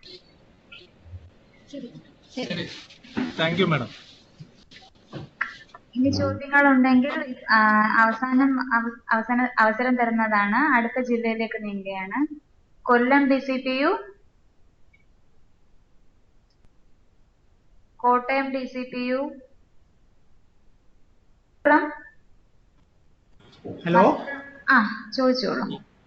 മാഡം, ഈ സെറിബ്രൽ പാൾസി വരാനുള്ള കാരണം ശരിക്കും ഈ കുട്ടിയുടെ ബ്രെയിനിന് പനി ബാധിക്കുന്നതല്ലേ? അപ്പൊ അത് പ്രഗ്നന്റ് ആയ സമയത്ത് കുട്ടിയുടെ അമ്മക്ക് ശക്തമായ പനി വരുന്നതാണോ അതിന് കാരണം? വേറെന്തൊക്കെ കാരണങ്ങളാണുള്ളത്? ഒരുപാട് കാരണങ്ങളെ പറ്റി ഇതിൽ ഞങ്ങൾ പറഞ്ഞു കഴിഞ്ഞിരുന്നു. അപ്പം ഗർഭകാലത്തുണ്ടാകുന്ന കാരണങ്ങൾ, ഗർഭസമയത്തുണ്ടാകുന്ന കാരണങ്ങൾ, കുഞ്ഞിനെ ജനിച്ച ശേഷം ഉണ്ടാകുന്ന കാരണങ്ങൾ എന്ന് പ്രത്യേകമായി പറഞ്ഞിട്ടുണ്ട്. നമ്മൾ ചില കാരണങ്ങൾ ഞാൻ ഒന്നുകൂടി ആവർത്തിക്കാം. ആദ്യമായി ഗർഭകാലത്ത് പനി ഉണ്ടാകുന്നത് വെറുതെ ഒരു പനിയാണെങ്കിൽ കുട്ടിയുടെ തലച്ചോറിനെ വലിയ കാര്യമായി ബാധിക്കില്ല. എന്നാൽ അമ്മയ്ക്കുണ്ടാകുന്ന റുബെല്ല ഇൻഫെക്ഷൻ, അത് പനിയല്ല, rubella infection, syphilis, toxoplasmosis, German measles എന്നിവ ഉണ്ടാവുകയാണെങ്കിൽ, ഇത് അമ്മയ്ക്കുണ്ടാകുന്ന ഒരുപാട് രോഗങ്ങളിൽ ചിലത് മാത്രമാണ്. ഈ രോഗങ്ങൾ ഉണ്ടാവുകയാണെങ്കിൽ കുഞ്ഞിന്റെ തലച്ചോറിനെ അത് പ്രതികൂലമായി ബാധിക്കാം. പിന്നെ എക്സ്റേ, 3 മാസത്തിന് മുമ്പ് അമ്മയ്ക്കെടുക്കുന്ന എക്സ്റേ റേഡിയേഷന് അമ്മ എക്സ്പോസ്ഡ് ആവുകയാണെങ്കിൽ അത് കുഞ്ഞിന്റെ തലച്ചോറിനെ ബാധിക്കാം. പിന്നെ അമ്മയ്ക്കുണ്ടാകുന്ന വീഴ്ച ഉണ്ടാകുന്നത് വഴി കുഞ്ഞിന്റെ വയറിന്റെ ഭാഗത്ത് ഏൽക്കുന്ന വീഴ്ച വഴി കുഞ്ഞിന്റെ തലച്ചോറിന് ക്ഷതം ഏൽക്കാം. പിന്നെ ചില മരുന്നുകൾ, ഗർഭകാലത്ത് നമ്മൾ എന്തായാലും ഒരു ഡോക്ടറിന്റെ സഹായത്തോടു കൂടി മാത്രമേ മരുന്നുകൾ ഉപയോഗിക്കുകയുള്ളൂ. എന്നാൽ ചില മരുന്നുകൾ ഉപയോഗിക്കാൻ പാടുള്ളതല്ല.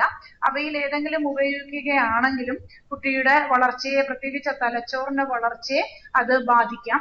പിന്നെ പ്രസവ സമയത്തുണ്ടാകുന്ന ചില കാരണങ്ങൾ കൊണ്ടും പ്രസവശേഷവും ഉണ്ടാകുന്ന കാരണങ്ങൾ കൊണ്ടും കുട്ടിയുടെ തലച്ചോറിനെ അത് ബാധിക്കുകയും സെറിബ്രൽ പാൽസി ഉണ്ടാവുകയും ചെയ്യാം. അതിനെപ്പറ്റി ഇവിടെ ഒരു പ്രത്യേകമായിട്ട് ഒരു ചാർട്ട് തന്നെ ഞങ്ങൾ കൊടുത്തിരുന്നു.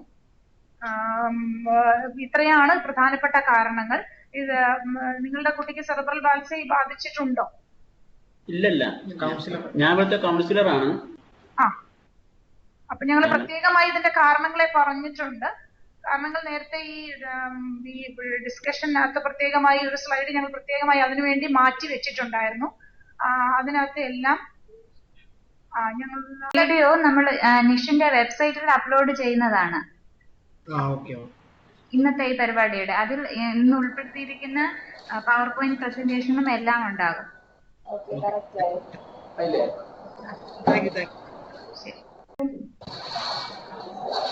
തിരുവനന്തപുരം 16 വയസ്സായി. 16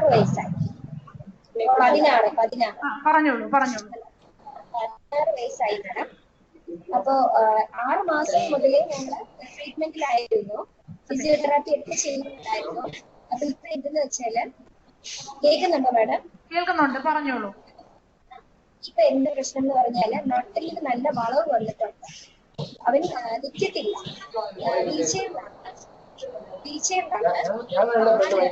മൈക്ക് കുറച്ചും കൂടി അടുത്ത് വെച്ച് സംസാരിക്കാമോ? നന്നായിട്ട് കേൾക്കുന്നില്ല. ഇപ്പൊ കേൾക്കുന്നുണ്ടോ? മൈക്ക് കുറച്ചുകൂടി അടുത്തേക്ക് വെച്ച് സംസാരിക്കാമോ? ഹലോ, കേൾക്കുന്നുണ്ടോ മാഡം? കേൾക്കുന്നുണ്ട്, പറഞ്ഞോളൂ, ചോദിച്ചോളൂ. 16 വയസ്സായി മോന്.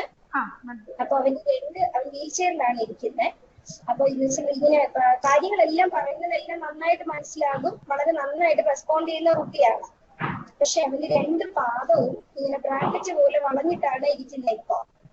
ഇവിടെ ഇങ്ങനെ വീൽ ചെയറിൽ ഇപ്പോഴും പണ്ട് പാദം നല്ല നിവർന്നിരുന്നതാണ്. 6 മാസം മുതലേ ഞങ്ങൾ ഫിസിയോതെറാപ്പി ചെയ്യുന്നുണ്ടായിരുന്നു. പക്ഷെ വരെ സീഷേഴ്സ് വരുന്നുണ്ടായിരുന്നു. 6 വയസ്സ് വരെ ട്രീറ്റ്മെന്റ് സീഷേഴ്സ് എല്ലാം കൺട്രോൾഡാണ്. നിങ്ങൾ ഫിസിയോതെറാപ്പി ചെയ്യുന്നുണ്ടായിരുന്നു? 6 മാസം മുതലേ ഞങ്ങൾ ഫിസിയോതെറാപ്പി ചെയ്യുവാണ്. 5 വയസ്സിൽ ഇപ്പോഴും തുടർന്നുകൊണ്ടിരിക്കുവാണ്. 5 വയസ്സിലൊക്കെ അവനിങ്ങനെ പാരലൽ ബാറിൽ പിടിച്ച് നടക്കുമായിരുന്നു. അപ്പൊ ഒരു തെറാപ്പി ചെയ്തപ്പോൾ ചെറുതായിട്ട് പാദത്തിൽ ഒരു ലിഗമെന്റ് ഫ്രാക്ചർ വന്നു. അതിനുശേഷം മോൻ ആകെ പേടിച്ചു പോയി. ആ സമയത്ത് ഈ ഒരു ആഴ്ചയിൽ ഒരു 3-4 ദിവസം അടുപ്പിച്ചടുപ്പിച്ച് തന്നെ ഫിക്സ് വരുമായിരുന്നു. അപ്പൊ ഞങ്ങൾ പിന്നെ ആ സമയത്ത് 5 വയസ്സിൽ അപ്പൊ പിന്നെ ഞങ്ങൾ ആരെയും നമുക്ക് കാല് കാണാൻ സമയത്ത് ഈ ലിഗമെന്റ് ഫ്രാക്ചർ അപ്പൊ അതിന് ഞങ്ങൾ ദിവസം തെറാപ്പി നിർത്തി വെച്ചു. അത് കഴിഞ്ഞപ്പോ കാലിങ്ങനെ ബ്രാക്കറ്റ് പോലെ പതുക്കെ ചരിയാൻ തുടങ്ങി. ഒരു കാലം പിന്നീട് അത് 2 പാദവും അങ്ങനെ തന്നെയാണ്. ഇഞ്ചുറി വന്നിരുന്നോ? ഇല്ല. ഇടത് കാലിലാണ് വന്നത്. ഒരു പാദത്തിൽ മാത്രമേ വന്നുള്ളൂ. പക്ഷെ അവന് തൊടാൻ സമ്മതിക്കുന്നില്ല. പേടിച്ചു പോയി. അത് കഴിഞ്ഞിട്ട് ഇരിക്കാനാണ് ഇഷ്ടം. കസേരയിൽ നന്നായിട്ട് ഇരിക്കും. പക്ഷെ ഇപ്പോഴത്തെ പ്രശ്നം എന്തെന്ന് പറഞ്ഞാല് ഇങ്ങനെ ഇരുന്നിരുന്ന് നട്ടെല്ല് വളയാൻ തുടങ്ങി. അപ്പൊ ഇവിടെ ശ്രീജി ട്രെയിന് ഞങ്ങളോട് കോയമ്പത്തൂരിലെ ഗംഗ ഹോസ്പിറ്റലില് റിവ്യൂല് കൊണ്ടുപോകാൻ പറഞ്ഞു. അവരിപ്പോ ഞങ്ങളോട് സർജറിയാണ് സജസ്റ്റ് ചെയ്തിരിക്കുന്നത്. അപ്പൊ ഞങ്ങൾക്ക് സർജറി ചെയ്യാൻ വളരെയധികം പേടിയാണ്. അത് സർജറി എവിടെ ചെയ്യാനാണ്? കാലിൽ ചെയ്യാനാണോ നട്ടലിൽ ചെയ്യാനാണോ പറഞ്ഞിരിക്കുന്നത്? നട്ടലിൽ ചെയ്യാനാണ് അവർ പറയുന്നത്. കാരണം നട്ടലിന്റെ വളവ് ഏത് രീതിയിലാണെന്ന് പറയാമോ? നട്ടലിന്റെ വളവ് 3 രീതിയിൽ നട്ടലിന് വളവുണ്ടാകാം. നട്ടല് വശങ്ങളിലേക്ക് വളയുക, മുൻപിലേക്ക് വളയുക, പുറകിലേക്ക് വളയുക. അപ്പൊ 3 രീതിയിൽ നട്ടലിന് വളവുണ്ടാകാം. ഇതിൽ ഏതാണെന്ന് അമ്മയ്ക്ക് ഒന്ന് പറഞ്ഞ് മനസ്സിലാക്കാൻ പറ്റുമോ? അത് നട്ടില് മുകളിൽ നിന്ന് നേരെ ഒരു സ്ട്രെയിറ്റ് ആയിട്ട് വന്നിട്ട് പിന്നെ പതുക്കെ ഒരു സി പോലെയാണ് കർവ് വരുന്നത്. അപ്പൊ ഇതിനിങ്ങനെ നിവർന്ന് കിടക്കുമ്പോ ഇതിന്റെ ഫ്രണ്ടിലെ റിബ്സ് ചെറുതായിട്ട് പൊന്തി വരുന്നുണ്ട്. ഇപ്പൊ അത് നിവർന്ന് കിടക്കുമ്പോ നമുക്ക് കാണാൻ പറ്റുന്നുണ്ട് ചെറുതായിട്ട് റിബ്സ് ചെറുതായിട്ട് പൊന്തി വരുന്നുണ്ട്. വലതുവശത്തെ റിബ്സ് ആണ് ഇങ്ങനെ പൊന്തി വരുന്നുണ്ട്. അപ്പൊ ഡോക്ടർ പറയുന്നത് വെച്ചാല് ഇപ്പൊ ചെയ്തില്ല എന്നുണ്ടെങ്കിൽ പിന്നെ പിന്നീട് നിങ്ങൾക്ക് നട്ടിലിന് സർജറി ചെയ്യേണ്ടി വരും. മറ്റേ ബോൾ ആൻഡ് സോക്കറ്റ് ജോയിന്റ് അവിടെ നിന്ന് തെന്നി മാറാൻ സാധ്യതയുണ്ട്. അത് ചെയ്യേണ്ടി വരും. തോളിലെ ബോൾ ആൻഡ് സോക്കറ്റ് ആണോ അതോ ഹിപ്പ് ഭാഗത്തെ ഇടുപ്പിന്റെ ഭാഗത്തുള്ള ജോയിന്റ് ആണോ? ഇടുപ്പിന്റെ ഭാഗത്തുള്ള ജോയിന്റ് അല്ലേ? അതെ. അപ്പൊ പക്ഷെ ഇവിടെ ട്രിവാൻഡ്രത്ത് വന്ന് വേറെ പല ഡോക്ടേഴ്സിന്റെ അടുത്ത് സജഷൻ ചോദിച്ചപ്പോ അവര് പറയുന്നു CP ആയത് കാരണം നിങ്ങൾ ആ കുട്ടിയെ ഇത്രയും ബുദ്ധിമുട്ടണം എന്നൊന്നും ഇല്ല, സർജറി ചെയ്യണ്ട എന്ന് പറയുന്നു. പക്ഷെ എന്റെ സംശയം സർജറി ചെയ്യാതിരുന്നാൽ ഇതിന്റെ ഇന്റേണൽ ഓർഗൻസിന് അതിങ്ങനെ എന്തെങ്കിലും പ്രശ്നം ഉണ്ടാവുമോ? കുട്ടിയുടെ അസുഖത്തിന്റെ തീവ്രത അറിയില്ല.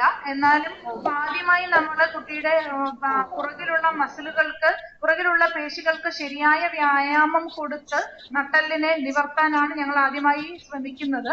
പിന്നെ സെറിബ്രൽ പാൽസി ആയ കുട്ടി ആയതുകൊണ്ട് ചിലപ്പോൾ ഈ ശസ്ത്രക്രിയ കഴിഞ്ഞിട്ടുള്ള പോസ്റ്റ് ഓപ്പറേറ്റീവ് റീഹാബിലിറ്റേഷൻ എന്ന് പറയും. അത് ചിലപ്പോൾ കുറച്ച് ഒരു ബുദ്ധിമുട്ട് ആകാൻ സാധ്യതയുണ്ട്. ആദ്യമായി നിങ്ങളൊന്ന് പുറത്തുള്ള ശരീരത്തിന്റെ പുറകു ഭാഗത്തുള്ള പേശികൾ ഒന്ന് ശക്തിപ്പെടുത്തി നോക്കി അതുകൊണ്ടും നമുക്ക് ഒരു പ്രയോജനം ലഭിക്കുന്നില്ല എന്നുണ്ടെങ്കിൽ ശസ്ത്രക്രിയയിലേക്ക് പോകുന്നതായിരിക്കും നല്ലത്. അങ്ങനെയാണെങ്കിലും കുട്ടിയെ ശരിയായ രീതിയിൽ പരിശോധിച്ചതിന് മാത്രമേ ഇപ്പൊ മസിൽ പവർ എന്ന് പറയും, കുട്ടിയുടെ പേശികളുടെ ശക്തി ഞങ്ങളൊന്നും ഗ്രേഡ് ചെയ്യാറുണ്ട്, 1, 2, 3, 4, 5 അങ്ങനെ. അപ്പൊ കുട്ടിയുടെ പേശികൾക്കുള്ള ശക്തി എത്രത്തോളം ഉണ്ടെന്നൊക്കെ മനസ്സിലാക്കിയതിന് ശേഷമേ അത് കൂടുതലായി ഞങ്ങൾക്ക് പറയാൻ സാധിക്കുകയുള്ളൂ. എന്നാലും കൂടുതലായും ഫിസിയോതെറാപ്പിസ്റ്റ് എന്ന നിലയിൽ ഞാൻ പറയുന്നത് ശരീരത്തിന് പുറത്തുള്ള പേശികൾക്ക് ശരിയായ വ്യായാമം നൽകി അവരെ ശക്തിപ്പെടുത്തിയതിന് ശേഷം ശസ്ത്രക്രിയ നോക്കുന്നതായിരിക്കും നല്ലത്. എന്നാലും ഒരു ഡോക്ടർ പരിശോധിച്ച് പറഞ്ഞിരിക്കുന്നത് ശസ്ത്രക്രിയ ഇല്ലാത്തത് കാരണം കുട്ടിയുടെ ഹിപ്പിന്റെ ഭാഗത്ത് ഉള്ള സന്ധി ബോൾ ആൻഡ് സോക്കറ്റ് ജോയിന്റിന് സ്ഥാനഭ്രംശം ഡിസ്ലൊക്കേഷൻ സംഭവിക്കാം എന്ന് പറഞ്ഞത് കൊണ്ട് അങ്ങനെയും കുട്ടിയെ ശരിക്കും ഒന്ന് പരിശോധിച്ച ശേഷമേ ഞങ്ങൾക്കത് പറയാൻ കഴിയുകയുള്ളൂ. കുട്ടിയുടെ മസിൽ പവർ എത്രത്തോളമാണ് എന്നെല്ലാം നോക്കിയതിന് ശേഷമേ ഞങ്ങൾ പറയാൻ സാധിക്കുകയുള്ളൂ. എത്രത്തോളമാണ് ഈ വളവ് എത്രത്തോളമാണ് എന്നെല്ലാം നോക്കിയതിന് ശേഷമേ ഞങ്ങൾക്ക് പറയാൻ സാധിക്കുകയുള്ളൂ. ശസ്ത്രക്രിയ വേണോ വേണ്ടയോ എന്ന് തീരുമാനിക്കുന്നത് ഒരു സർജൻ തന്നെയാണ്. മാഡം, ഇതിന് ഞങ്ങൾ ആരുടെ അഭിപ്രായമാണ് കൂടുതൽ, ആരെയാണ് കൊണ്ട് കാണിക്കേണ്ടത്? തെറാപ്പിസ്റ്റിനെയാണോ കാണിക്കേണ്ടത്? ഫിസിയോതെറാപ്പിസ്റ്റിന്റെ സഹായമാണോ ആദ്യം ചോദിക്കേണ്ടത്? ഇതിന്റെ ഗ്രേഡ് എത്രയാണെന്ന് മാഡം ചോദിക്കുന്നില്ലേ? ഇതിന് ആരെയാണ് കാണിക്കേണ്ടത്? ഇപ്പൊ ഒരു സർജൻ പറയുന്നത് ചെയ്യണമെന്നൊക്കെ. പേശികളുടെ ശക്തിയുടെ ഗ്രേഡ് അറിയുന്നത് ഒരു ഫിസിയോതെറാപ്പിസ്റ്റിന്റെ സഹായത്തോടു കൂടിയാണ് അറിയേണ്ടത്. എന്നാലും നിങ്ങൾക്ക് സംശയമുണ്ടെങ്കിൽ നിങ്ങൾ ശസ്ത്രക്രിയക്ക് വേണ്ടി ഏത് ആശുപത്രിയാണ് സമീപിച്ചത്? ഗംഗാ ഹോസ്പിറ്റലാണ്. ഇവിടുന്ന് ശ്രീചിത്രയാണ് ഞങ്ങൾ അങ്ങോട്ട് വിട്ടത്. ഗംഗാ ഹോസ്പിറ്റൽ, കോയമ്പത്തൂർ. ഇപ്പം ശ്രീചിത്രയിൽ നിന്ന് എല്ലാ വിദഗ്ധരുടെയും സഹായം നിങ്ങൾക്ക് കിട്ടുന്നതാണല്ലോ. അപ്പോൾ ഡോക്ടർക്ക് ഫിസിയോതെറാപ്പിസ്റ്റിന്റെ സഹായം ആവശ്യമാണെന്ന് തോന്നുകയായിരുന്നെങ്കിൽ അങ്ങോട്ട് നിങ്ങളെ റെഫർ ചെയ്തേനെ. ഏത് ഹോസ്പിറ്റലിലാണെങ്കിലും ഒരു കൂട്ടായ വിദഗ്ധരുടെ, ഒരു ഡോക്ടറും ഒരു ഫിസിയോതെറാപ്പിസ്റ്റും എല്ലാവരും കൂടി ഇരുന്ന് ചർച്ച ചെയ്തതിന് ശേഷമാണ് ശസ്ത്രക്രിയ വേണമോ, ശസ്ത്രക്രിയ കഴിഞ്ഞാൽ നമുക്ക് എന്തൊക്കെ ചെയ്യാൻ കഴിയുമെന്നൊക്കെ ഒരു ഡിസ്കഷൻ നടത്തിയതിനു ശേഷമായിരിക്കും ചിലപ്പോൾ അവർ ശസ്ത്രക്രിയ തീരുമാനിച്ചത്. എന്തായാലും കുട്ടിയെ ഒന്ന് കാണാതെ നമുക്ക് അതിനെപ്പറ്റി പരിശോധിക്കാതെ നമുക്ക് കൂടുതലായി അതിനെപ്പറ്റി പറയാൻ സാധിക്കില്ല. മറ്റെന്തെങ്കിലും ചോദ്യങ്ങളുണ്ടോ? മാഡം കേൾക്കാമോ? കേൾക്കാം. മാഡം, എന്റെ കുട്ടി 4 വയസ്സ് വരെ കുഴപ്പമില്ലായിരുന്നു. എത്ര വയസ്സ് വരെ? 4 വയസ്സ് വരെ. കേൾക്കാമോ മാഡം? കേൾക്കാം, പറഞ്ഞോളൂ. ഇപ്പൊ 7 വയസ്സായി. പക്ഷെ 4 വയസ്സ് കഴിഞ്ഞിട്ട് അവന് ഒരു മടി. പിന്നെ ഇപ്പോൾ കേൾക്കുന്നില്ല. പറയുമ്പോ മൈക്ക് കുറച്ചുകൂടി അടുത്തേക്ക് പിടിച്ച് സംസാരിക്കാമോ? തിരുവനന്തപുരം ശബ്ദം കാരണം ഞങ്ങൾക്ക് നന്നായിട്ട് കേൾക്കുന്നില്ല. മൈക്ക് കുറച്ചും കൂടി അടുത്ത് വെക്കാമോ? തിരുവനന്തപുരം DCPU. 4 വയസ്സ് കഴിഞ്ഞ ശേഷമാണ് ചെറിയ മാറ്റം വന്നത്. അതുവരെ ഒരു കുഴപ്പമില്ലായിരുന്നു. 4 വയസ്സ് കഴിഞ്ഞപ്പോ ഇവനെ എല്ലാവരുടെ ഇങ്ങനെ സംസാരിക്കാൻ നമ്മളൊക്കെ വർത്തമാനം പറയുമ്പോ ഇവൻ ഉള്ളിലോട്ട് അകത്തോട്ട് പോയി കളയും.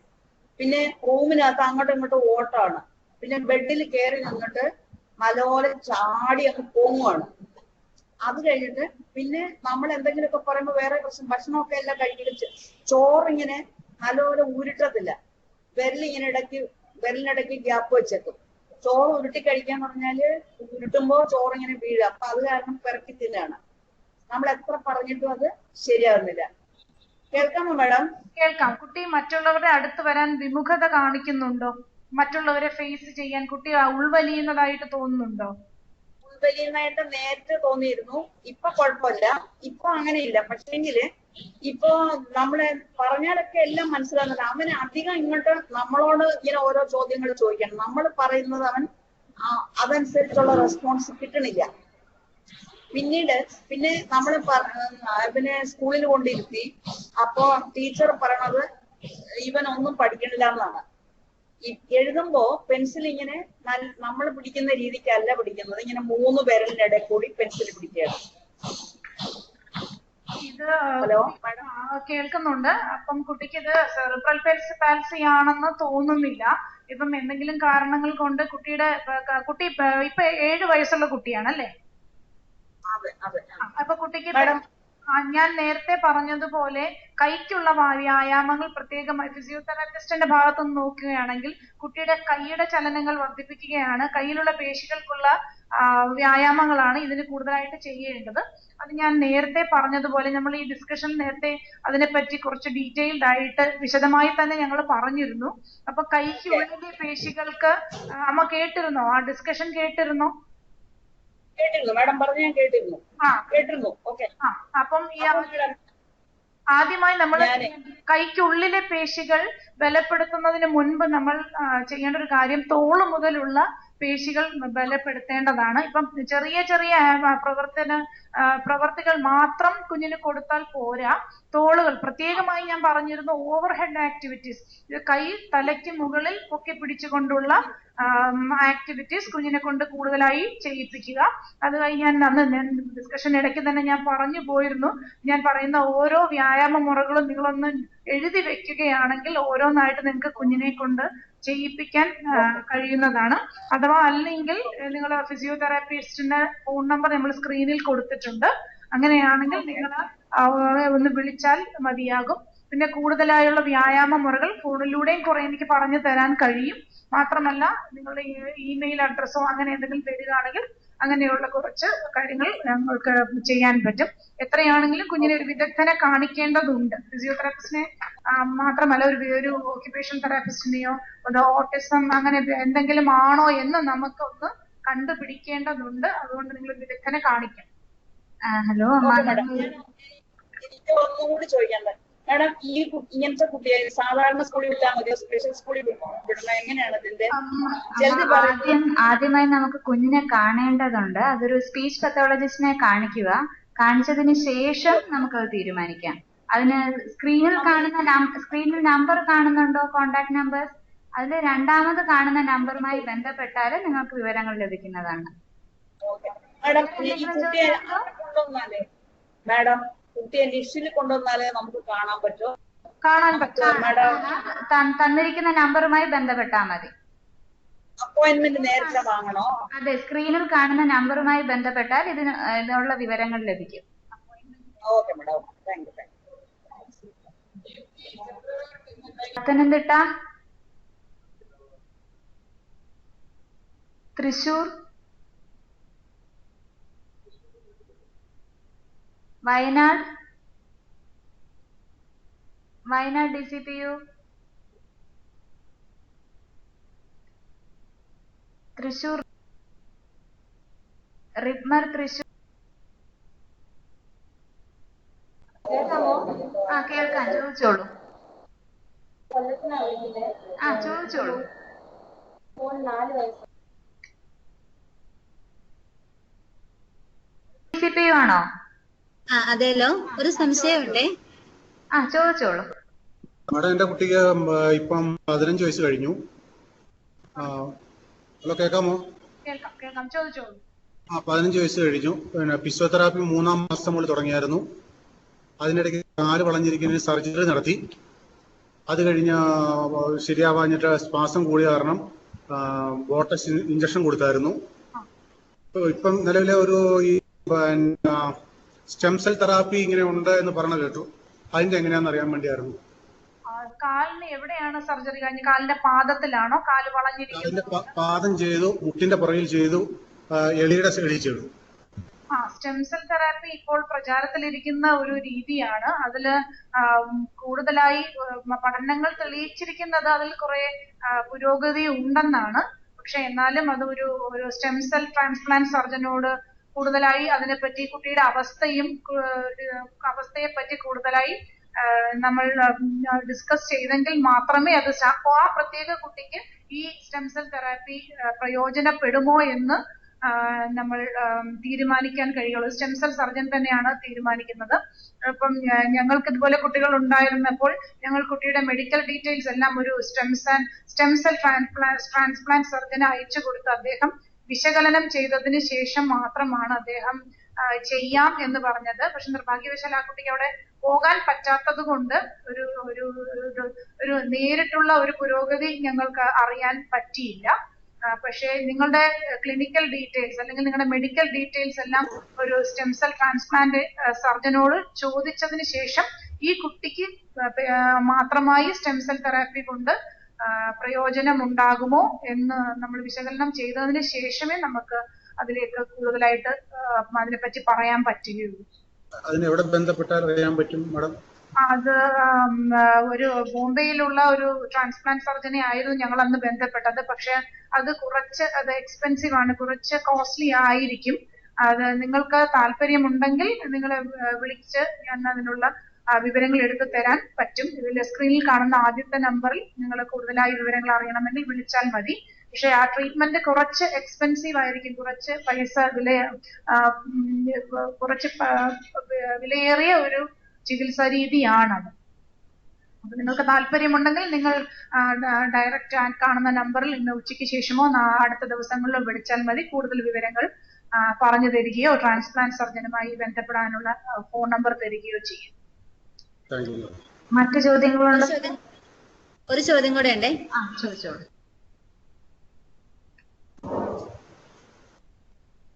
മേഡം, എന്റെ കുഞ്ഞിനിപ്പോ 5.5 വയസ്സായി. പക്ഷെ സംസാരിക്കുന്നില്ല എന്നുള്ളതാണ് അവന്റെ മെയിൻ പ്രശ്നം. നമ്മൾ എന്ത് കാര്യം പറഞ്ഞാലും മനസ്സിലാവുകയൊക്കെ ചെയ്യും. പക്ഷെ അവൻ എന്തെങ്കിലും വേണമെങ്കിൽ അവന് ആക്ഷനിലൂടെ സാധിച്ചെടുക്കുകയുള്ളൂ. അപ്പൊ അതിനെന്താണൊരു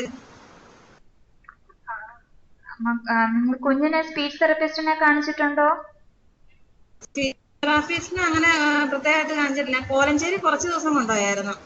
അപ്പൊ അവര് പറഞ്ഞത് നമ്മള് ഓരോ പടങ്ങളൊക്കെ കാണിച്ച് പറഞ്ഞു കൊടുക്കാനാ പറഞ്ഞ, റിപ്പീറ്റ് ചെയ്ത് പറഞ്ഞ് പഠിപ്പിക്കണം എന്ന് പറഞ്ഞു. അങ്ങനെ എത്ര പറഞ്ഞാലും നമ്മൾ പറയുമ്പോ അവൻ പറയും.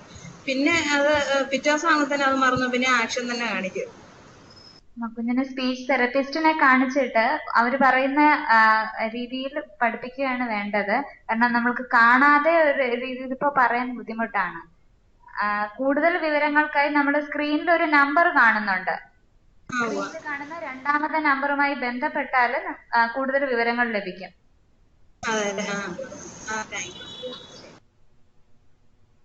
ചോദിച്ചോളൂ. മൈക്ക് അടുത്ത് വെച്ച് സംസാരിക്കണേ. കേക്കാം, ചോദിച്ചോളൂ. എന്റെ മോന് 4 വയസ്സുണ്ട്.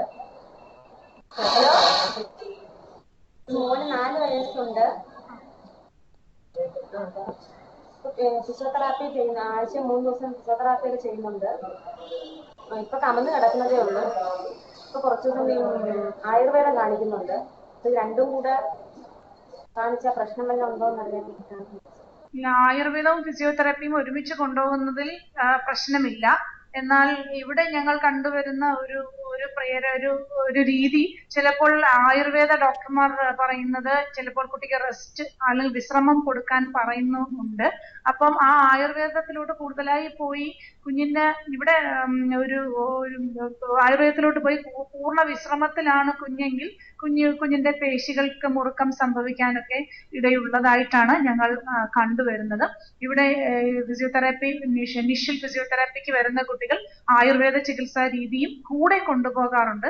രണ്ടും ഒരുമിച്ച് കൊണ്ടുപോവുകയാണെങ്കിൽ പ്രശ്നങ്ങളൊന്നും ഇല്ലാത്ത ഒരു രീതിയാണ് കണ്ടുവരുന്നത്. എന്താണെങ്കിലും കുട്ടിക്ക് ഫിസിയോതെറാപ്പി ചെയ്യേണ്ടത് അത്യാവശ്യമാണ്.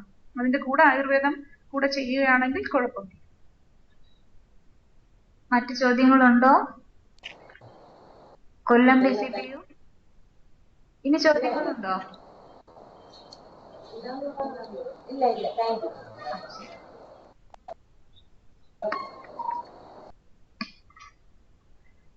നിങ്ങളുടെ എല്ലാ ചോദ്യങ്ങൾക്കും ഒരു പരിധിവരെ ഉത്തരം നൽകാൻ കഴിഞ്ഞുവെന്ന് വിശ്വസിക്കുന്നു.